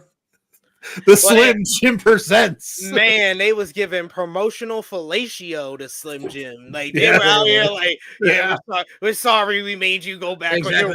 You almost you were gonna step out. Sorry. Sorry. What can we do? Guys, here, take this. What can we do? Take whatever you want. Whatever you want, we'll do. Which match do you want to sponsor? Yeah, what match you want? Roman? Roman? Sure. Okay.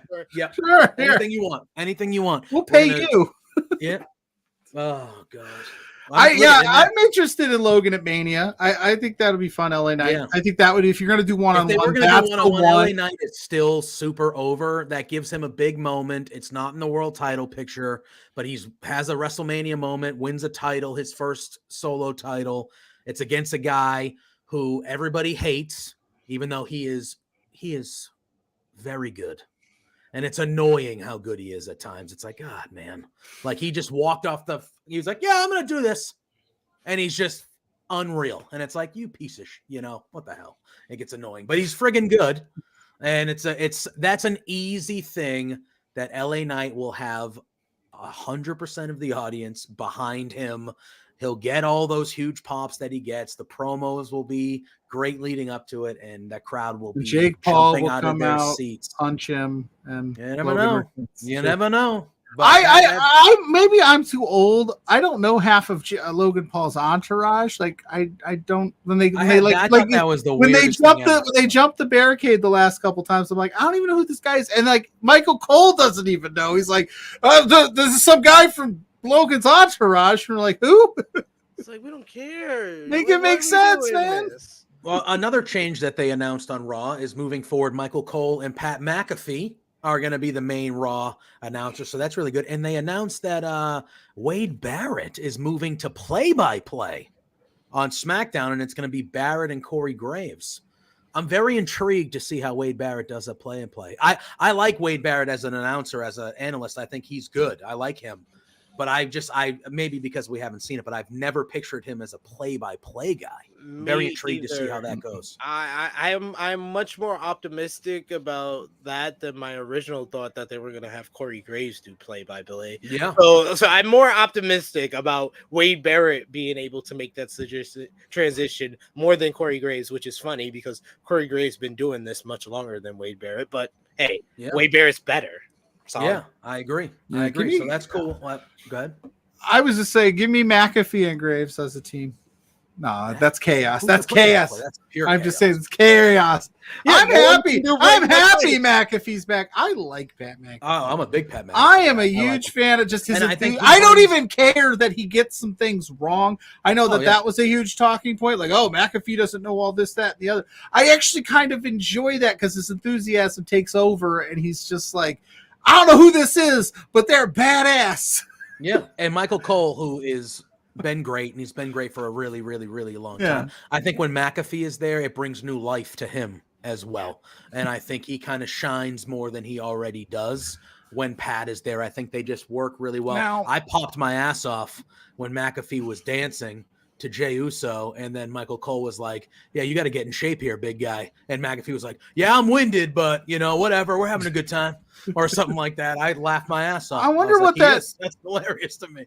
I wonder if that's the writing on the wall a little bit, if it's permanent just until football season and they'll make another change, or if McAfee might be, because I know that the college game day stuff, there's a lot of old heads in the college game day world that are not a fan of McAfee being on that program, and I don't know. And he said on his show that there's some people within ESPN that aren't exactly in his corner for his show either. So I wonder how long term this actually will be. I'm for it a long time. I'm cool with it, but eventually when the NFL kicks back up into gear and McAfee has other because he does a lot of those like sideline shows and sideline reports and things like that. So we'll see. I'm interested. I'm intrigued. Yeah. WrestleMania season, baby. Empty the clip. I know. Was Kevin Patrick that bad? I never noticed, I guess. No, I don't think he was that bad. Okay. I don't think he was either.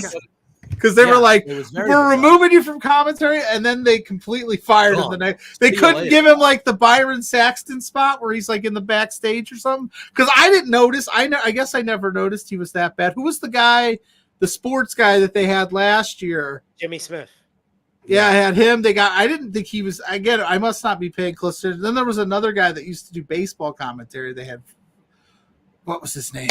He used to do Giants commentary. I think they had for like a week before. Yeah, it was like a week, and then they were just like, "This isn't working. Yeah. You're out of here." And I'm like, "Okay." Yeah, it's a tough. Yeah, but yet Booker T keeps sliding by. Well, I was gonna say my man Vic Joseph slaying it down in NXT. I was like, Vic, why can't Vic get it? Yeah, that's what I was like. Give Vic Vic another on. chance. Vic was good the first time he was Vic up there. carries And the guys NXT. threw I was him like, away. Vic can work 2 shows. Yeah, Come on. Vic He already rules. does 2 jobs on Tuesdays. Like, what are we doing? Yeah, He does his part and Booker's part. Yeah. literally. Speaking of NXT, they got a PLE this week. Vengeance Day, Sunday evening. Are we all caught up? We can talk some NXT. Are we all? Yeah. Want to do that? Sure. We can talk about that a little bit. I figured it's on Sunday. We can have a little mini preview of NXT because I do want to talk AEW a little bit before we get out of here as well. But yeah, so we have Vengeance Day, 6 matches on the card for this show. One of them was announced this past Tuesday on NXT as they were brawling throughout the building. Joe Gacy got thrown into a dumpster, and then we find out. I know Joel Pearl, yeah. And it's going to be Joe Gacy versus Dijak in a no disqualification match. Obviously, Gacy is kind of getting back to his like plaid wearing. Oh, we got Spencer in the chat saying hello. Hello. Hey, boss. How we doing, my friend? Hello. We're being good. We're being all right today. Oh, we're killing it tonight. We're killing it. We are killing it tonight. We're being Have. We're not blowing the budget too bad yet, but there's time. Yeah.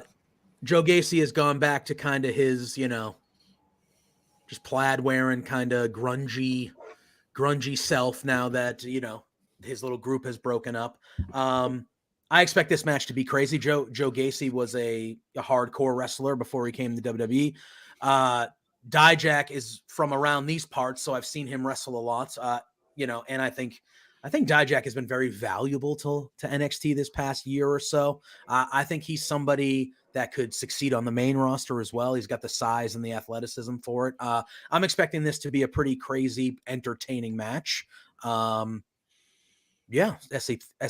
how you feeling about this kind of build up and this culmination of this feud that it seems like we're going to get here?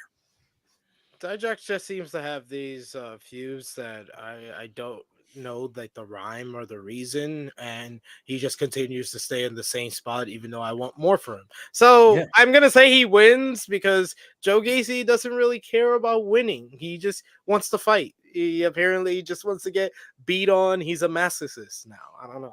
It's weird, but I'm not really into the story too much, but I think it's gonna be a very good matchup if they get time and they're really able to use the stipulation, which I think they will based on Dijak's past.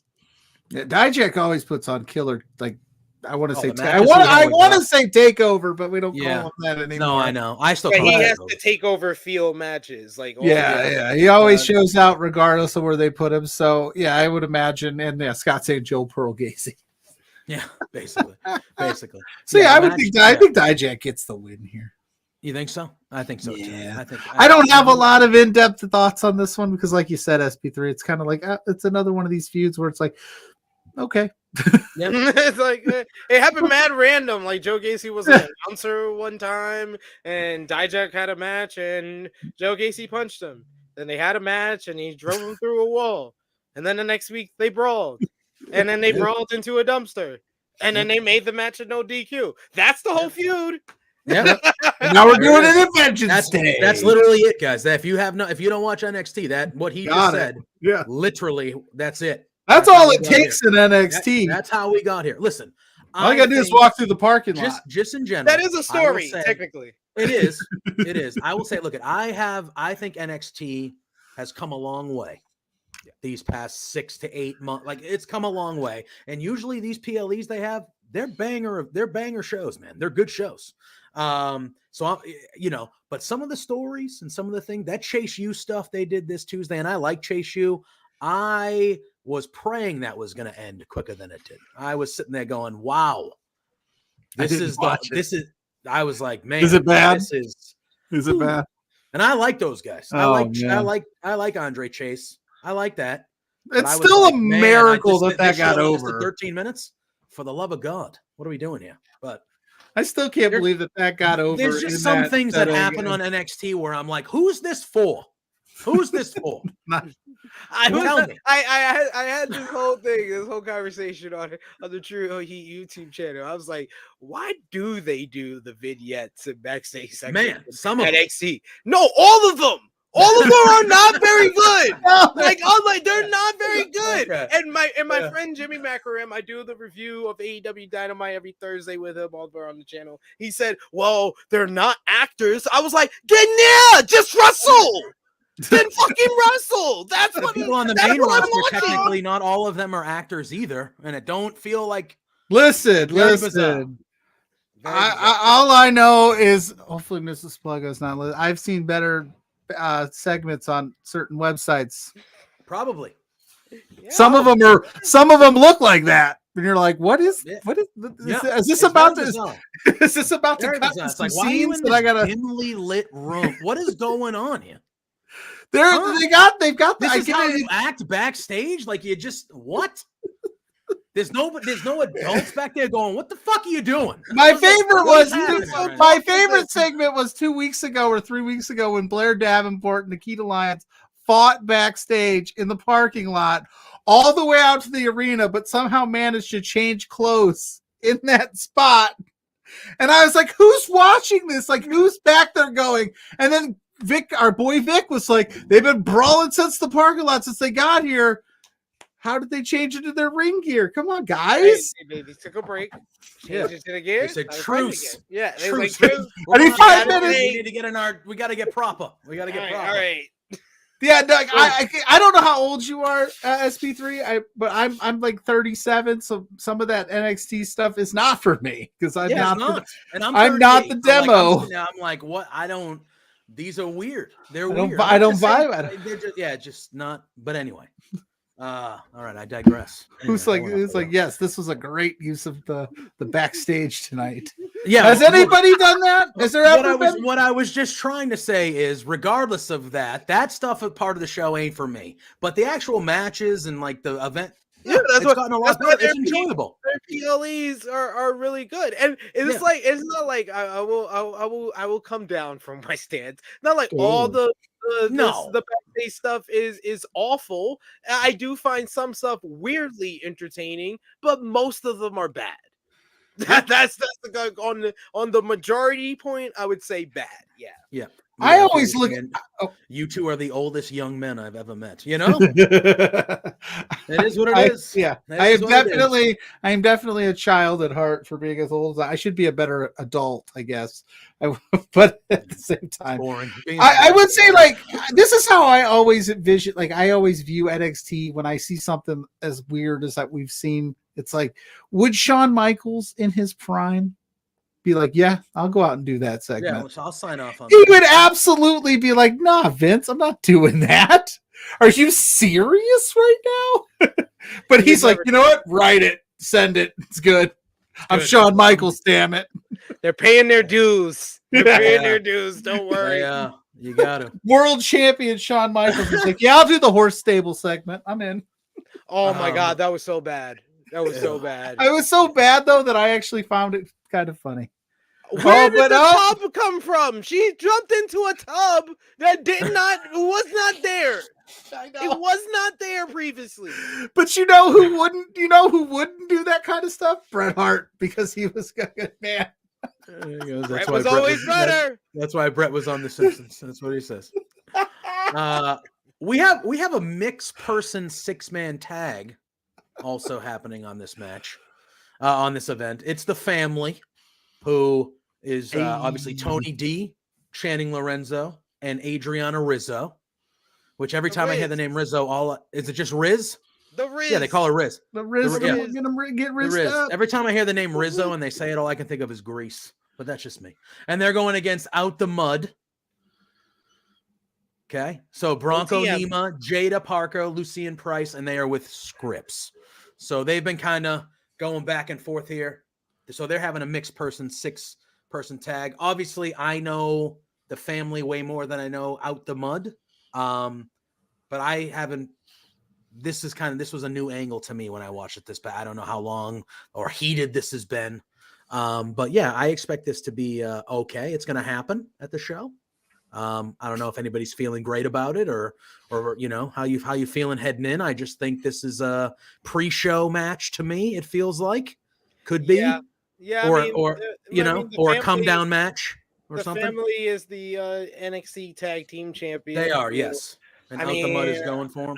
I don't know why they needed to be two-time NXT Tag Team Champions, honestly, because I don't think they're lighting up the world as champions so far since they won it the first time. But here we are, nonetheless. I like the Riz edition. I think that she gets this whole Italian mobster gimmick even better than Stax and Tony. Like she kills it from immediately the first time I saw her, and I like Jada Parker joining up with OTM, and I like OTM. They show good potential, but they're still very, very, very green. Big guys. There. This will be a match, and I hope the family wins to move on. Yeah. I'm with PLUGGO. I don't have a lot on that either. I don't have a lot of like NXT thoughts because I didn't watch this week. How dare you, PLUGGO?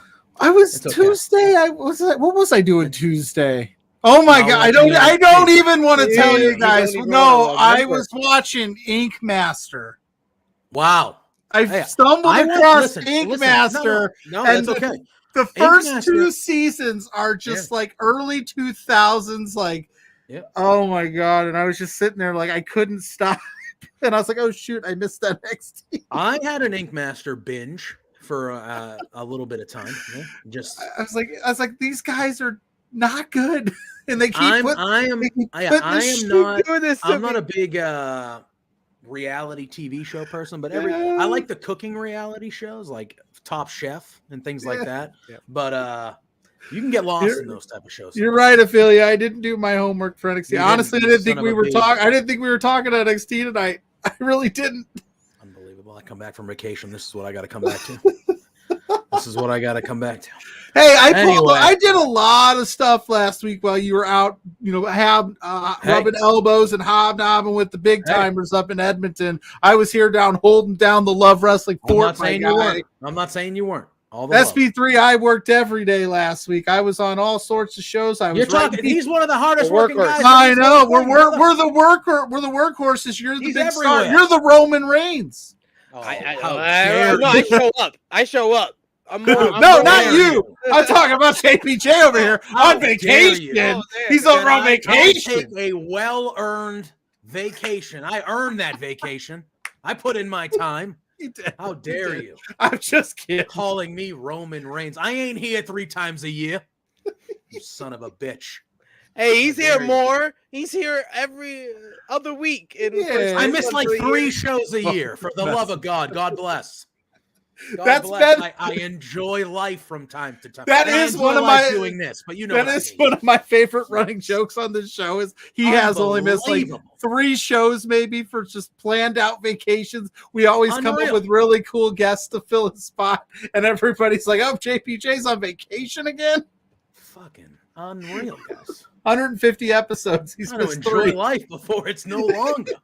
God forbid. God forbid. Anyway. You ever been on a vacation, SP3? No? What's that? Exactly. Yeah. See, everyone's judging me. Anyway, we're going to continue with this NXT preview that PLUGGO will not take a part of, apparently. I'll take a part of when I have some thoughts. The boss is Oh, no, anyway. So we have an NXT. Is he? Are you trying to hop in? Is that what we're doing? Yes? No? Oh, yeah. Hello. I'm not late, am I? I was supposed to know PJ wasn't going to be here again. No, I will kick you out of here immediately. I will. I had to get SP3 and Spencer on backup plans in case you didn't show up. The fun you get to have when you have the StreamYard access is I can pop in for a cheap joke and literally leave in 45 seconds. Hi guys, JPJ, I miss you. SP3, I miss you. PLUGGO, send me an invoice tonight if you can. There you go. SP3 wasn't for your appearance. Wasn't cheap. I know. I have to pay for Spencer's love. Everybody else just gets it. I got to pay for it. It's $14.99 a month. Ugh. Yeah, literally. I popped in for the cheap joke. I thought it'd be funny. I will accept it. I will accept it. Yeah, I actually just. All right, see ya. Okay, bye, Spencer. See ya. Bye. Bye. All right, there he goes. That's it. That was the boss man. That was the boss man. I stayed with that guy. I stayed with that guy for a week last week. Nice. All right, we do have an NXT North American Championship match. They put all their cards with Obafemi. He won the breakout tournament, and then he cashed in the breakout tournament and won the NXT North American Championship, and then he's been feuding with Dragon Lee, trying to win it back. How have you liked the way they are presenting? Since he won the title, he's cutting promos and obviously being showcased more. How have you liked the presentation of Obafemi since they really put all his eggs in one basket and went with him, which was refreshing to see. They haven't done something like that and bought in on somebody like that quickly in a while. So how have you felt like he's been doing since they kind of did that? He feels like he's getting kind of like a Braun Breaker kind of presentation as like the powerhouse, but he's just totally different from Braun Breaker. Look, feel, everything, presentation, because he talks like he is like a prince or a king where he comes from. So he talks like that in a lot of ways. So I love the presentation. I am a bit of an Oba feminist, so I am biased when I'm saying I think Obafemi is going to retain the title. I think he's awesome. I awesome. and like you said, it's a perfect transition. Braun's on his way out. We'll talk about Braun here in a little bit. He's on his way out, main roster bound, no doubt about it. You need that next powerhouse guy that's going to run through the roster. And what an awesome opportunity. I know it sucks. It came on the heels of some injuries. I think they had some other plans for the North American title, but to step right in and just look like you've belonged. And he's what, 25? That's super young. He does not look 25. I'm sorry. No, that dude looks like he's 42. I love how the NXT crowd, they do the chant after every line that he speaks. They do the ooh, like the warrior chant. I really like the way, and I thought he came out and he was wearing the all white, and he just looked like a king. He really just looked like a king.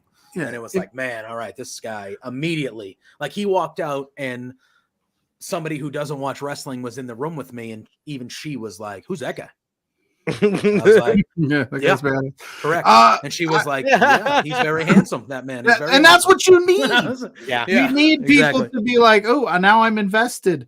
If we take Dominic's run out of it, when's the last like really long NXT North American Championship run? Wesley. Yeah. I think this would be another good one to like feather in the cap, give him a long run and really establish him. And if you want to do the thing where he like, it's where, all right, I've done everything I can in this. Now I'm ready to take on Dragunov or something down the road. I don't think Dragunov will be the champion by the time Obafemi loses the NXT North American champion, but you get what I'm saying. Yeah. That's the next step for him. That's the next step. Like establish him, keep it going, keep your foot on the gas with him. Like don't ease up and just don't ease up like they did with Braun is what I'm saying. Don't do it. Yeah. Because there was that weird little like, what are they doing with Breaker? They had him. They had the next star. Then they fumbled the bag. Now they figured it back out. So keep it going. See, I told you I'd get involved in this preview.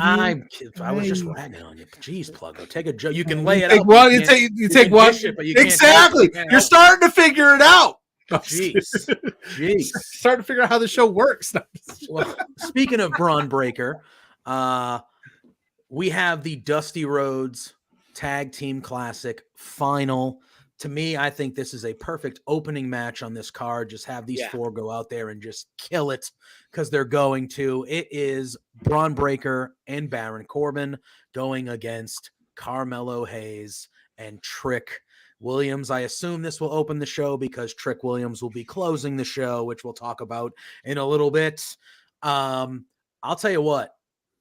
I'm all in on. I love the pairing of Braun Breaker and Baron Corbin. I think a lot of people have kind of have that opinion. It was just a kind of a put together tag team, but we have seen, especially in the Dusty Classic, these put together tag teams really get over with the NXT and every iteration of the Dusty Classic. And this is just another example of it. I think they've been excellent. I love their backstage promo where Baron was calling them the oh my god, what was the name? The something The Wolf dogs. Dogs. The Wolf Dogs. Wolf The Dogs. Wolf Wolf Dogs. And Braun Breaker was like, "What'd you call us?" Like, so go back. And Baron's like, "He goes, you said Wolf Dogs. You said Wolf Dogs." Because Braun came up with it first, and then Yeah, exactly. Baron's been calling it. All the fans have been calling them that. When'd you come up with that name? Oh, like a month ago. We've only been a team for like 2 weeks. It's still my favorite line that I Yeah. Yeah. Yo, it's so good. Like he's showing a whole different side of himself, and it's very similar to what we're seeing with Damian Priest. A positive about Damian Priest because we buried him earlier. He's showing a different side of himself with the whole R-Truth storyline. They're showing a different side of Braun Breaker with this whole Wolf Dogs pairing. He's showing a bit more comedy, a bit more humor to his character, and showing that he can be the kind of top star that they want him to be. That he could play the different roles. They want you to be a Swiss Army knife when you go to the main roster. So working with Baron Corbin so much as an opponent first and now in this tag team is showing a lot in him. Yep, I fully agree. And he's going. I'm ready for Constable Braun Breaker. And they're going against Carmelo Hayes and Trick Williams, which that's been one of the main, if not the main storyline for the better part of this year. When everything that's going on there, they got the whole background of who attacked Trick and Mello and all this stuff, which I think we're going to see in this match. We'll see some of that, and we will see it at the end of this show, I believe, as well. Pluggo, I'll let you go first before we round it out with SP3, but who do you think is winning this version to 2024 Dusty Classic? Who you got? I think it's teams crazy, are very formidable. But it's also crazy to think that a week ago your answer is probably different. Because Braun got that big Rumble spot. He's talking about being main roster ready. Carmelo is clearly doing a lot of stuff on the main roster. He's ready. Trick showed out and looked like he could hold his own up there too. All four of these guys, it's like, doesn't the winner of the Dusty Cup get an NXT tag title shot? Yes. I don't want any of these guys to be tag team champions in NXT because they're all main roster bound. So this is tough. And then Trick's got other things worried about. So because my initial thought was that this Wolf Dogs thing, this is where it would end. Like they would get mad at each other and break off and do their own thing, and then Trick and Mello get the win. But oh man, that's tough. Give me Trick and Mello. I'm gonna stick with my instinct. Okay. I don't love it because I don't think any of these guys. This isn't the spot for them. This is just a placeholder. I want to hear SP3 first. I think I'm going the opposite route myself. But I want to hear SP3 and what he thinks. I'm going to go with the Wolf Dogs because I feel like that's a big position for them for stand and deliver. Because no matter what happens with Braun Breaker, whether he goes to a SmackDown or goes to a Raw, they're not going to figure out what they want to do with him until after WrestleMania. Let's be honest here. It's exactly what I said. I told everybody when CM Punk came back at Survivor Series, I was like, maybe he was better off just coming back at the Royal Rumble because they don't know what to do with him until then. They wasted time with the great promos with Seth, Drew, and Cody, but they just buy time until the Royal Rumble. And that's what they're going to do with Braun Breaker on the main roster. They're going to buy time. He'll be in a couple of matches. Maybe he'll beat some bums on SmackDown for a little bit, but he's going to have his main story on NXT. It makes sense for the heels to win here since the family is the champion. Yeah, have them lose to somebody or have them lose a big match and stand and deliver. That's not, you know what? You're pretty good at this, SP3. I try. Well, I agree. Every time he says something, I go, damn it, that makes so much sense. I think I might just have to. It's not good for TV to go with what you say, but hey, man. I agree with him, though. I do think the Wolf Dogs will win. I think part of it goes into what I think will happen later on, so I'll save half of it for them. But I do think the Wolf Dogs will win, and I think Trick and Mello will come awfully close to winning, but they won't. And the Wolf Dogs, and I agree with SP. It's a big. They deserve to have a big spot on Mania weekend, and whether it is at WrestleMania, we know Corbin most likely won't be there, but Braun could have a double dip on Mania weekend. I think that would be fine. But yeah, I think this is a big match for them. Do they win the titles Mania weekend? Who knows? We'll see. But I think that's a big spot for them on a big show and a big week. That WrestleMania week is big for all the brands. So I think I agree. And the Wolf Dogs, I don't know, will be taking it. Trick feeling the pressure, having like the Mellow thing and this other match. That's what I'm. Well, yeah. And I don't know. I think you guys were right though. But I think this loss at the beginning of the show might directly affect how the end of the show goes. That's how I feel in my brain. And so, but before we talk about what the main event will be, we have a NXT women's title match that they've built up pretty well here over these last couple weeks. And it will be Lyra Valkyria defending against Roxanne Perez. They had, was it a four-way, right? A fatal four-way it was a battle royal that became a fatal four-way. That became a four-way. Yes, it was a battle royal. And when they got down to the final four, it became a fatal four-way. They love doing that in NXT. Like, hey, put all the women in a battle royal to figure this out. Yeah. And Roxanne Perez was victorious. And it's going to be her and Lyra. They've kind of been, I'm not going to remember who is the wrestler that's kind of been messing with Roxanne here, who thinks she's helping Lyra. Tatum Paxley. There we go. Tatum Paxley has been kind of the involved stalker. Here as well. She's stalking her. Yeah, she's got the stalker gimmick with Lyra. Lyra, right? Lyra. You're right. Lyra, you're right. Yeah, I'm messing myself now because I couldn't remember that person's name. But she's got the stalker gimmick with her. She's kind of been attacking, not kind of. She has been. She attacked Roxanne Perez, put her through a table 2 weeks ago, and Lyra was very against it, but she thought she was helping her. They had a one-on-one match with Roxanne. Roxanne won, kind of built towards it, but there was an attack after. So she's kind of been involved on the outskirts. Do you think she's going to get involved in the match on Sunday, SP3, or do you think this will be a standard one-on-one? Let's let these two girls rock the house here. I'm thinking that this is going to be a win for Lyra because I feel like they gotta eventually call up Roxanne. I was going to say she was in the Rumble again. You guys are all upset. They wasted a year of Cody with not giving him the title. I'm mad they wasted a year of Roxanne. Don't get me started. I know she's only 21, but she should have been called up after last year's WrestleMania. Because they blew her NXT Women's Championship run because she didn't lose to anybody. She lost to Anxiety. Hell would they have not figured out this NXT Women's Championship in a while. It took Becky Lynch having to come down to get things in order, and I think they're going to continue Lyra's good reign because Becky put her over, made her look strong. She's looked like a decent champion so far. I think that this might be her best match yet with Roxanne if it gets some time. So I got Lyra getting the win here. Yeah, you're right though. This they don't know what to do with Roxanne. They stop and started her. That's another one where it's like you had it. You got there was this weird moment in that WWE time where you needed these fresh faces and you needed like these people that were hot, get them in there, and they were just like nope. But I think that this is maybe the first of I think the Tatum Paxley thing has an impact, and maybe we get a rematch and Stand and Deliver. But I think Lyra wins because, like you said, you don't do all that work with Becky Lynch. You just pull the plug now. But if you don't put the belt on Roxanne Perez between now and Mania, then you're right. Like that day after Mania, that SmackDown after Mania, figure out something to do with her because what she's doing in NXT right now is really just she's been treading water. Well, we have Scott, and I agree with you guys. I do think Lyra wins here, so I think it's a clean sweep for us. But he says Roxanne has to turn heel here.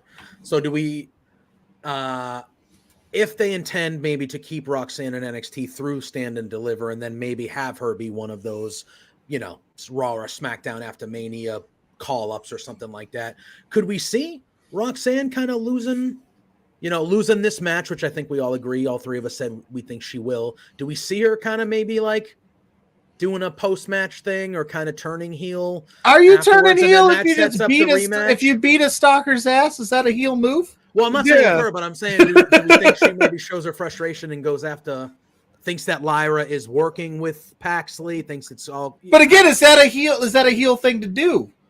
Yeah, if that happened to Cody Rhodes on Raw, we'd be cheering and beating their asses. If they had turned Roxanne when she has first started getting booed, maybe I'd be on to something. But at this point, they can't do it because the only thing they were booing before is that she had a corny white meat babyface character. Now she's showing a little bit more edge, showing a little bit more attitude. It just makes her more of a babyface. I don't think I think that down the line maybe Roxanne could work as a heel, but right now, no.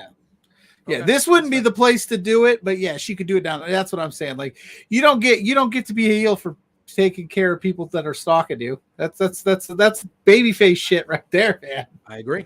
I just wanted to throw it out there just to see. I can't believe she beat that stalker's ass. What a piece of shit that Roxanne Perez is. Hey, people were I getting can't- booed for beating up Dexter She Loomis. should have just called the cops. Yeah. Yeah. Jeez, that's what they're there for, guys. Like, what are you doing, Roxanne? Way to take justice into your own hands. But Scott, I appreciate you. I just thought that was a funny. That this is not the time, but we appreciate Scott and all his comments. I'm just giving you a hard time. And it wouldn't be good TV if everyone on First Take just agreed. This is true. We then have the main event of the evening. It is for the NXT World Title. It is the champion Ilya Dragunov defending against Whoop That Trick Williams. Man, oh man. There's a lot that can come out of this. There's a lot of stories that can come out of this with kind of the background stories of Carmelo being involved and which way he can go and all sorts of things like this.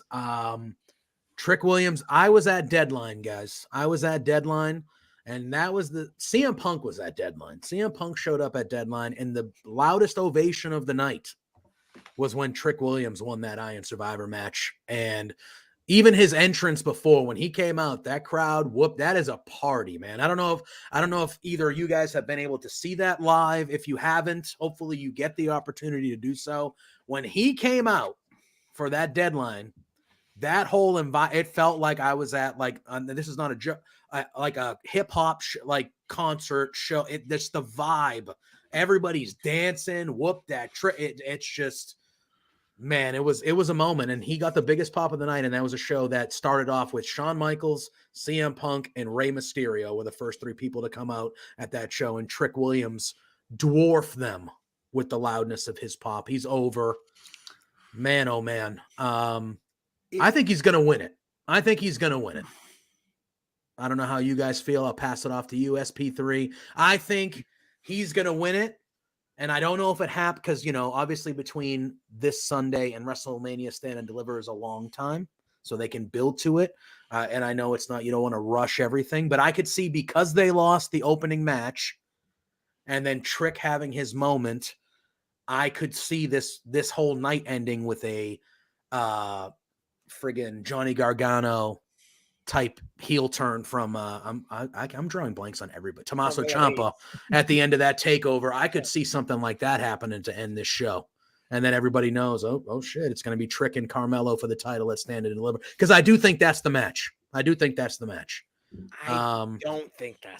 Okay. All right, let's go. I think we get a callback finish, a callback to the first Carmelo Hayes versus Ilya Dragunov matchup, because that started this whole story of Trick Williams. After that was when Melo didn't want Trick to come in his corner anymore, and Trick decided to start focusing on himself. And how did that match end at Great American Bash 2023? It was Trick Williams holding the NXT championship with the intention of just motivating the champion Carmelo Hayes, and then Ilya Dragunov on the outside does an errant, does the torpedo into the championship belt, and that cost him the victory. But I think that the person playing the role of Ilya Dragunov in this scenario is going to be Trick Williams, and then Trick Williams will be played by Carmelo Hayes. Hayes will come out the same way he's been coming out as of late to motivate Trick Williams, to have Trick's back,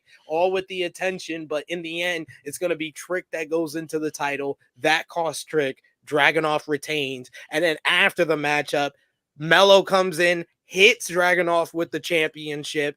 Now up, Trick Williams says, "What are you doing?" Checks on Dragunov, turns around, turns back to Melo, and gets hit with the title. And that's how you end the show. And it sets up a triple threat for Stand and Deliver. Ooh, okay. I don't hate that at all. See? Yeah. Because you got it. Trick's moment has to come at Stand and Deliver. You have to prolong this. You have to. Yeah.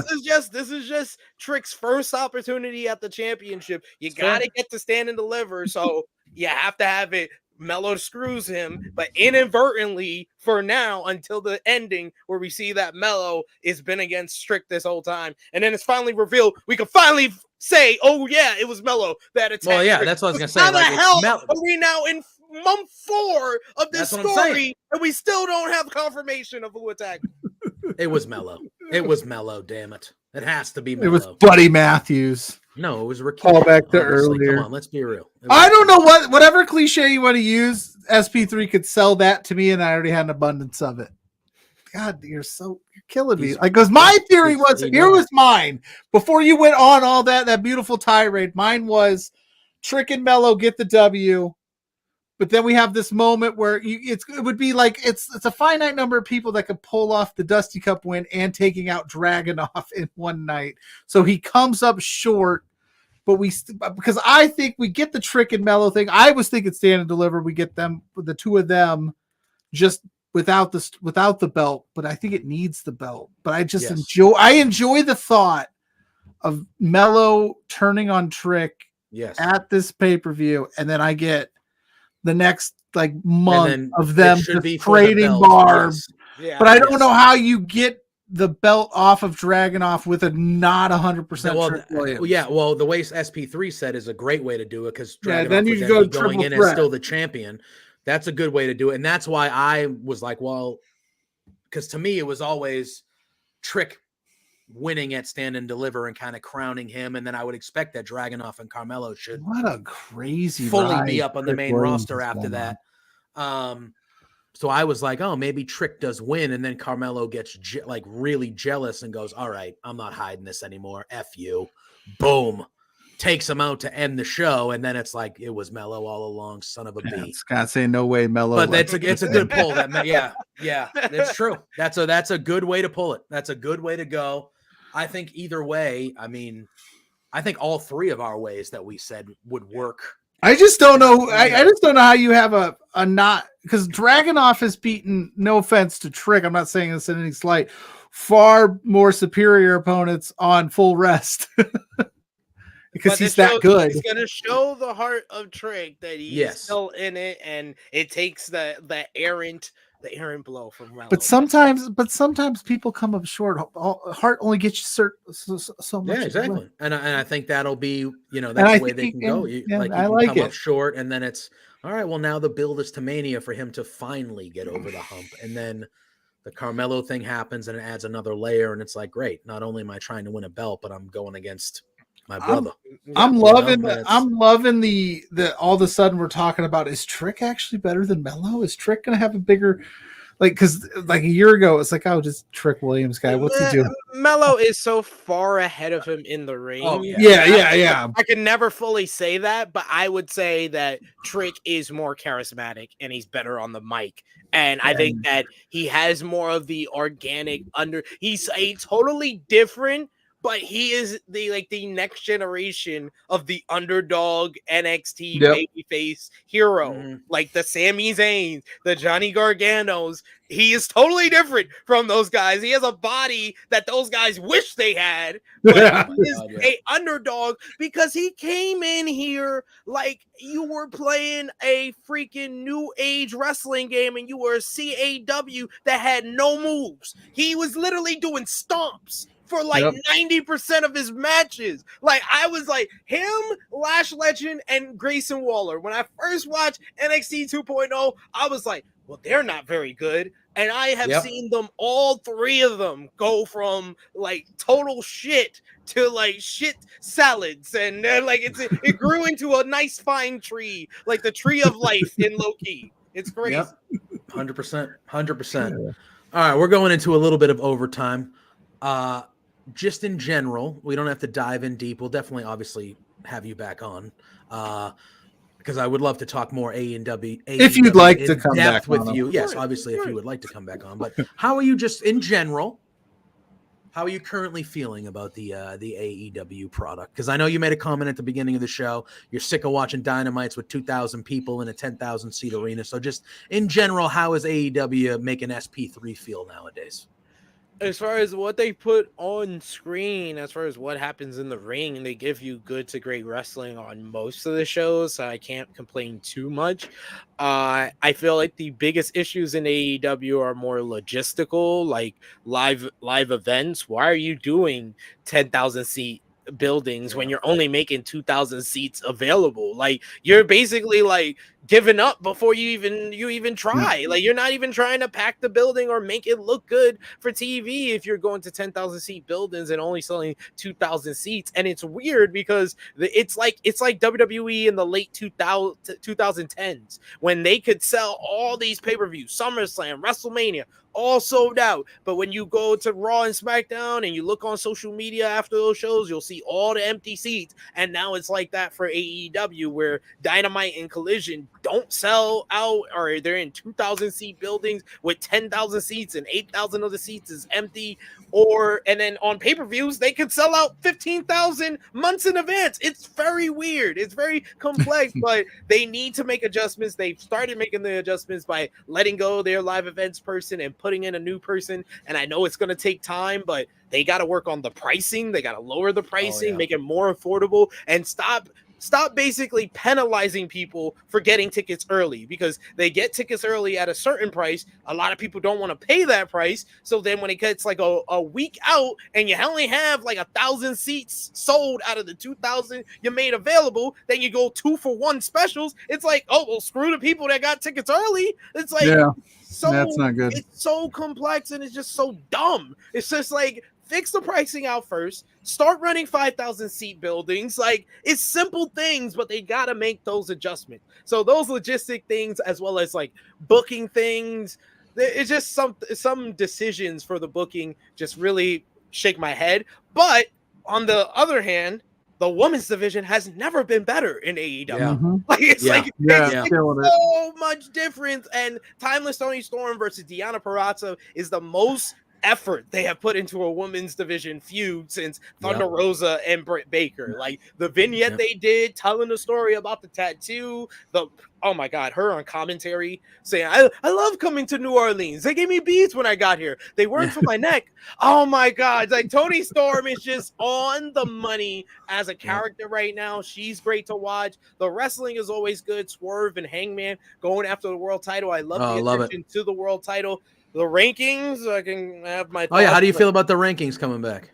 I like the rankings coming back because it gives them some type of format to follow. But why the hell are we are basically rewarding the Dark Order for winning matches at 7:30 on Wednesdays? They are 3-0 this year, all on matches that weren't televised, and they're number 2 on the ranking. We're going into the same trap we went into last time on the first week. What are we doing? And did I notice that they also didn't like differentiate the world title? The TBS they just title, put the 2 champions on one time. I don't know. Do that. Men's division, women's division. They only got. But there's 4 titles. But someone from that top 5 is going to get a shot at all of them. Like Brian Danielson got a win on Saturday, then he'll get into the top 5 and he could go after Eddie. Roddy's gonna move up and he's gonna get his shot at Orange, and then Swerve and Hangman will get their shot at Samoa Joe. Don't get me started on Roddy. He's already in the top 5. He's going after Christian. So I was like, the men's division is perfect how they laid that out. I was like, that was very well done how they laid that out. Women's division was totally fine how they laid that out and who they had in the top 5. All my issues were on the bottom half of the ranking. I was like, the tag team and trios division, you either get rid of the trios division and improve your tag team division, or you get some structure, because there's no reason why FTR and Daniel Garcia at 1-1 are in the trios division ranking and FTR is not in the tag team division ranking. Because how is Dark Order in the tag team division ranking and the trios division ranking? That makes no sense. And didn't I notice that the Acclaimed are the trios ranking, and then the ROH 6-man tag, they're the number 1 No, contender. that's fine, because I know that's where we're going. Like I said, that part was fine, but once I saw the Dark Order, I got triggered. I was like, why are they in both of these, but FTR isn't? That doesn't make any sense. Someone explain this to me. If someone from AEW's watching, please DM me, because that doesn't make any sense. What did Johnny Hungy ever do to you, SP3? Let him have his moment.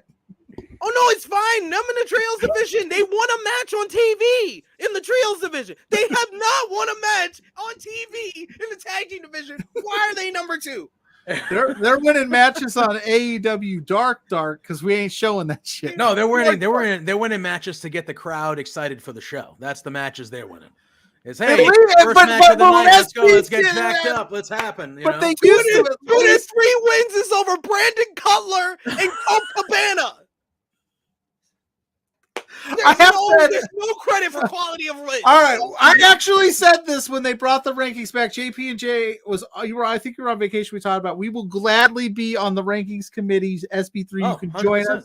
We will gladly leave it. We will treat the Dark Order like they're Florida State and leave them out because they're under. We don't care if you're undefeated. Your quality wins. Listen, quality of schedule matters. Quality of schedule matters. We know Tony Khan's watching. You got us right here. We're ready to be that committee. If 2 people or 2 teams have the same record, and these wins were on Dynamites and Collisions and PL and pay-per-views, and these wins were on Dark or the YouTube channel, that's not the same.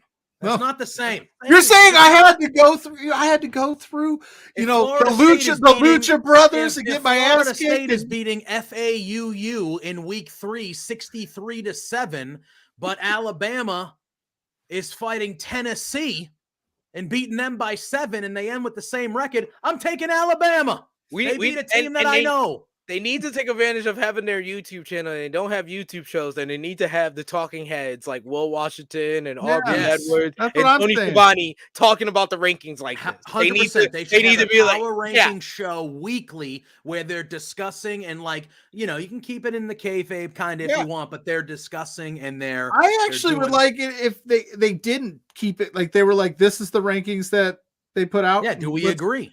Let's Swiss cheese them if we have to. Let's shred them up. Like, that's fine. That would be like a nice half hour, maybe even 15-minute YouTube short thing. I'd be down with that. I would watch that because I like rankings. I think it's a fun little wrinkle if it's done right. And that was what was exciting. And then they got away from it. And then they were doing too many things to not explain it. I'm cool with it if you explain it to me. It was the whole. But have they explained the Dark Order yet? I'm assuming not. No, they're not. I feel I am almost sure that this is simply for them to have the eliminator matchup on Rampage against Ricky and Bill, and hopefully they will be down the list or off the list pretty soon. That's what I'm hoping for, that we'll see the changes that needs to be done. But that's my only issue with the ranking. I like the rankings being back. And like I said, I like a lot of things going on Collision. The Collision episode that was on at the same time as the Royal Rumble was better than the Royal Rumble, in my opinion. The Nagata versus Bryan matchup and the Steel Cage matchup was better than any matchup on the show. Like, I would say Nagata and Bryan is on the same level of quality as the Women's Royal Rumble, but the cage match was better than everything on the Royal Rumble. That was an excellent, one of the best Collision main events that they've done so far, and all the work that they've done with Daniel Garcia is some of the best things they've done this year so far. Yeah, I agree. Well, we'll have to have you on around Revolution time. Maybe we'll have you on after to recap that show, because I would definitely like to talk more in depth AEW with you. I can already guess that SP3 is going to think it was better than the Royal Rumble. Just going on a probably. And I mean, I'm going to be there live, so it does help. Oh, are you going? Yeah. I'm going to go to Greensboro. Yes, I to go Cool. there. But who knows if AEW? I'm going to send y'all an email tomorrow, AEW. Send me a media pass. Come on, y'all. Yeah, let's get him credentialed. credentialed. They are difficult. They're tough. Yeah. You would, and that's and I know people there. It's like, and not to go too far deep into the weeds, because I know we're over time, but that's kind of what you were talking about earlier with this 2,000 seats. It's hard to get these media passes. You would think that they would be not like let's open the floodgates to everyone that wants a media pass, but you think you'd open it up a little bit more, get some more seats there, get some more positive vibes going. And I hope they do that. I want them to bring up some different venue styles. Like, I kind of I liked the old WCW when they go do Hog Wild or Bash at the Beach, and it was actually out in I don't know. But yeah, dude, AEW, let's open it up a little bit. Let's start getting some more goodwill. Get more people, or get SP3 some media credentials. Yeah, I mean, what are we doing here? Huh? Jeez, it's gonna be a dynamite. I can understand. I can understand when they deny me. Come on, but not SP3. Yeah, I promise I won't rant about the Undisputed Kingdom, which still makes me sad. It still makes me sad because I put my name on the line, guys. I said, don't worry, guys. Yeah, the Devil storyline, it got bad, but it's gonna be good once they take off the mask. I promise. It's Adam Cole in a stable, but damn, after this Yeah. week, it's like we got 5 members, 2 of them injured. The other I was gonna 2 say it can't- looked like Wardlow got banged up last night too. That looked like it. It looked like he knew something was bad. It looked Hey, like he I knew. won't say any bad things about the Undisputed Kingdom, even though they failed DOA. I won't say any bad things if they get me a ticket for Revolution. Like I you said go. 2 weeks ago, Roddy Strong, if all your main focus is that damn international title and Orange Cassidy's banged up and wants to fight, and you go, nope, I'll give you 6 weeks to heal up. That killed me. That makes sense. Yeah, I was like, nope. I was out. I was done. I was like, I love you, Roddy, but you just, what are you doing? This, I hope you lose at Revolution. Yeah, what the hell, man. Unbelievable. Doesn't All right. make it make sense. All right, we did definitely went long. SP3, always a pleasure. Thank you for joining us. We will do this anytime you want, my friend. Anytime you want. But before we all get out of here, let the people know where they can find you, what you got coming up, and just so that people can give you some follows. All right, I think I know my rundown here. Mostly, most of my content's over at the TruHeel Heat YouTube channel. That is TruHeelHeat Wrestling. We just reached 12,000 subscribers, so thank you anyone. Congratulations. Subscriber over there. We appreciate reaching that milestone. We do 7 days a week content, 6 to 7 days a week of content over there. I'll be live tomorrow, 12:05 p.m. Eastern time for our Vengeance Day preview. Myself and Kate from Fightful will be joining me to preview that show. And then we got the TruHeel Heat flagship podcast every Saturday, 11:05 a.m. Eastern time, a full comprehensive review of the week in wrestling. Myself, Miss Chrissy Love, the True Draw Josh will be there. So check us out for that. And all the great content. I'm there like 5-6 days a week. I do Collision review, Dynamite review, Raw review. So check all that great stuff out over there. You can follow me on social media at TruHeel SP3. I talk about wrestling, sports, and shows. I'm currently rewatching Netflix Marvel Iron Fist. Damn, that hasn't aged well. That is still so bad. Season 1, man, that was rough. That was a rough few days. Last few days, I had to go through that, man. I was like, Defenders was actually good after watching Iron Fist. Like, that's how bad Starting to make sense. Defenders was not good. But after watching Iron Fist, it was. But yeah, follow me over there. I talk about nonsense like that, power stuff. Not over there. Fightful Overbooked every Tuesday, FMC, where I talk about basketball and reality TV with Jeremy Lambert. And I think there's one more place, Sports Keto Wrestling, Sports Keto by Wrestle Binge. Tomorrow we go live for Smack Talk reviewing SmackDown. And I think that's everything. And bodyslam.net, where I am currently the media manager, and support all the great people over there. I don't show my face over there because I want to give the platform to everybody else, and I feel like I'm overexposed, and I don't want to become Cody Rhodes in a year. Bye, guys. I was gonna say hardest working man in the business. What are you talking about? Truly. And you could be more places, and I'd still watch. Zach saying the Iron Fist is the worst. Is it my turn then, or do you go? Do I go? It's your turn. Yeah, you do. Do I go? You do the okay, thing. shoot. And then I'll wrap this bow. Well, I'm at PLUGGO _ on Twitter. At PLUGGO Loves Wrestling. All on all the other socials. It's Facebook, Instagram, TikTok, Threads, Blue Sky, all of them. And then our show page right here, B2B Beards on all social media platforms. It's one quick, easy show updates. That's what we got going on there. Saturday morning, we're talking to Katina Creed about the Women's Wrestling Syndicate ran by Lufisto. That's debuting this Sunday. So she'll be on For Exposure with me and Blair at 10 a.m. Saturday morning. That'll be a really fun, quick interview. I always love talking to her. And then you can find all of my writing that I'm doing on Love Wrestling CA. I got some previews coming up. I got another get to know coming up with a really fun independent wrestler. I'll drop that news later because that's what we call a tease in the business. And then every Monday night, I seem to be dropping Unplugged with PLUGGO on all of your favorite podcast applications. So if you want to check that out, it's a little project I'm working on where I don't know what it is or what it's going to become, but it's been kind of fun. So we'll see where it goes. I'm still figuring that out. You guys and all the things you do make me look like I'm just like, well, I do like 2 things. No, I'm kidding. But you can find me at JPJ Loves Gaming on all social media platforms. Obviously, you can find me here every Thursday night, 8 p.m. Eastern Standard Time, doing Between Two Beards with my man PLUGGO here. And this Sunday, the epic return, 10 a.m. Eastern Standard Time. Oh, shit, really? I'm back. Drew's back. firmly AEW is back. We have been gone the last couple months for the holidays. Let's go. And just real life getting, you know how it can be. But we are back this Sunday, firmly AEW, and every Sunday at 10 a.m. So looking forward to that. And you can find me over on Twitch as well at JPJ Loves Gaming, where we play all sorts of games and things of that nature. And you know what? Go check out the YouTube JPJ Loves Gaming, because that's one of my 2024 goals is actually, I've had a YouTube channel this whole time, but I just don't use it. So one of my strong goals, and I'm starting this week, next week, I want to start putting some videos on there. So go give me some love over there too. Are you playing video games, or are you going to do some? Yeah, I think I'm going to play Red Dead 2. I think I'm going to replay Red Dead 2 and throw that. It's one of my all-time favorites. I like it. And then I think I might try to do some shorts, like wrestling related, sports related. I'm a very passionate.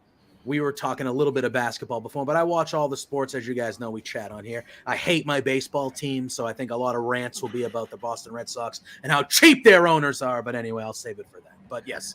Anyway, Boston. That's where you can find. Oh. Sorry. Listen, we had an easy 20 years, SP3, but these last 3 or 4 years, they've been Wait, y'all lost! Oh my God! Yeah, we did. The Lakers without LeBron and AG beat us. What? Yeah. Wait, did I call that the pre-show? I said, wouldn't it be funny if the Lakers beat the Celtics without? Yeah, I'm not too. In the long term, I'm not too concerned. But did Rui Hachimura kill it? What's going on? No, Austin Reeves dropped 32. Yeah, he dropped 32. AR-15, baby. Listen. Hey, it's not the first time a white guy in the Garden has slayed. All right, so it is what it is. He must have felt it. He walked in there. He goes, "This is my building. I feel it. And he did what he had to do.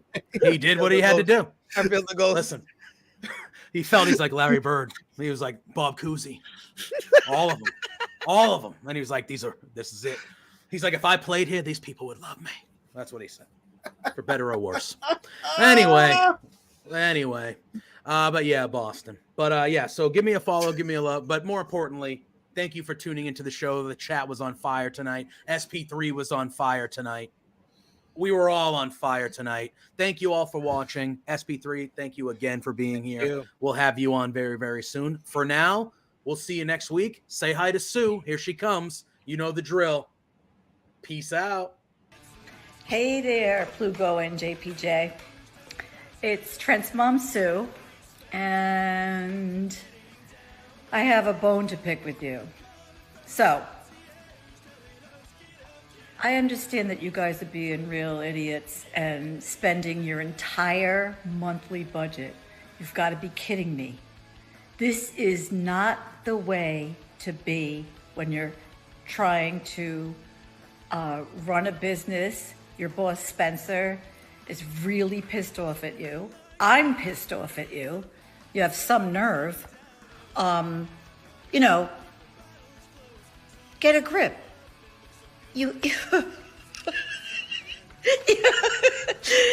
have to control yourself. You can't just go out and spend all the money that you're making, you two beards guys. Oh no, this is coming out so stupid. Anyway, behave yourselves, or I'm going to cut you off from watching AEW. You're no longer going to get to know, be able to meet my son.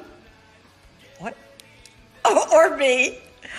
I'm sorry, this is like, I don't know. Anyway, thanks so much for being fans.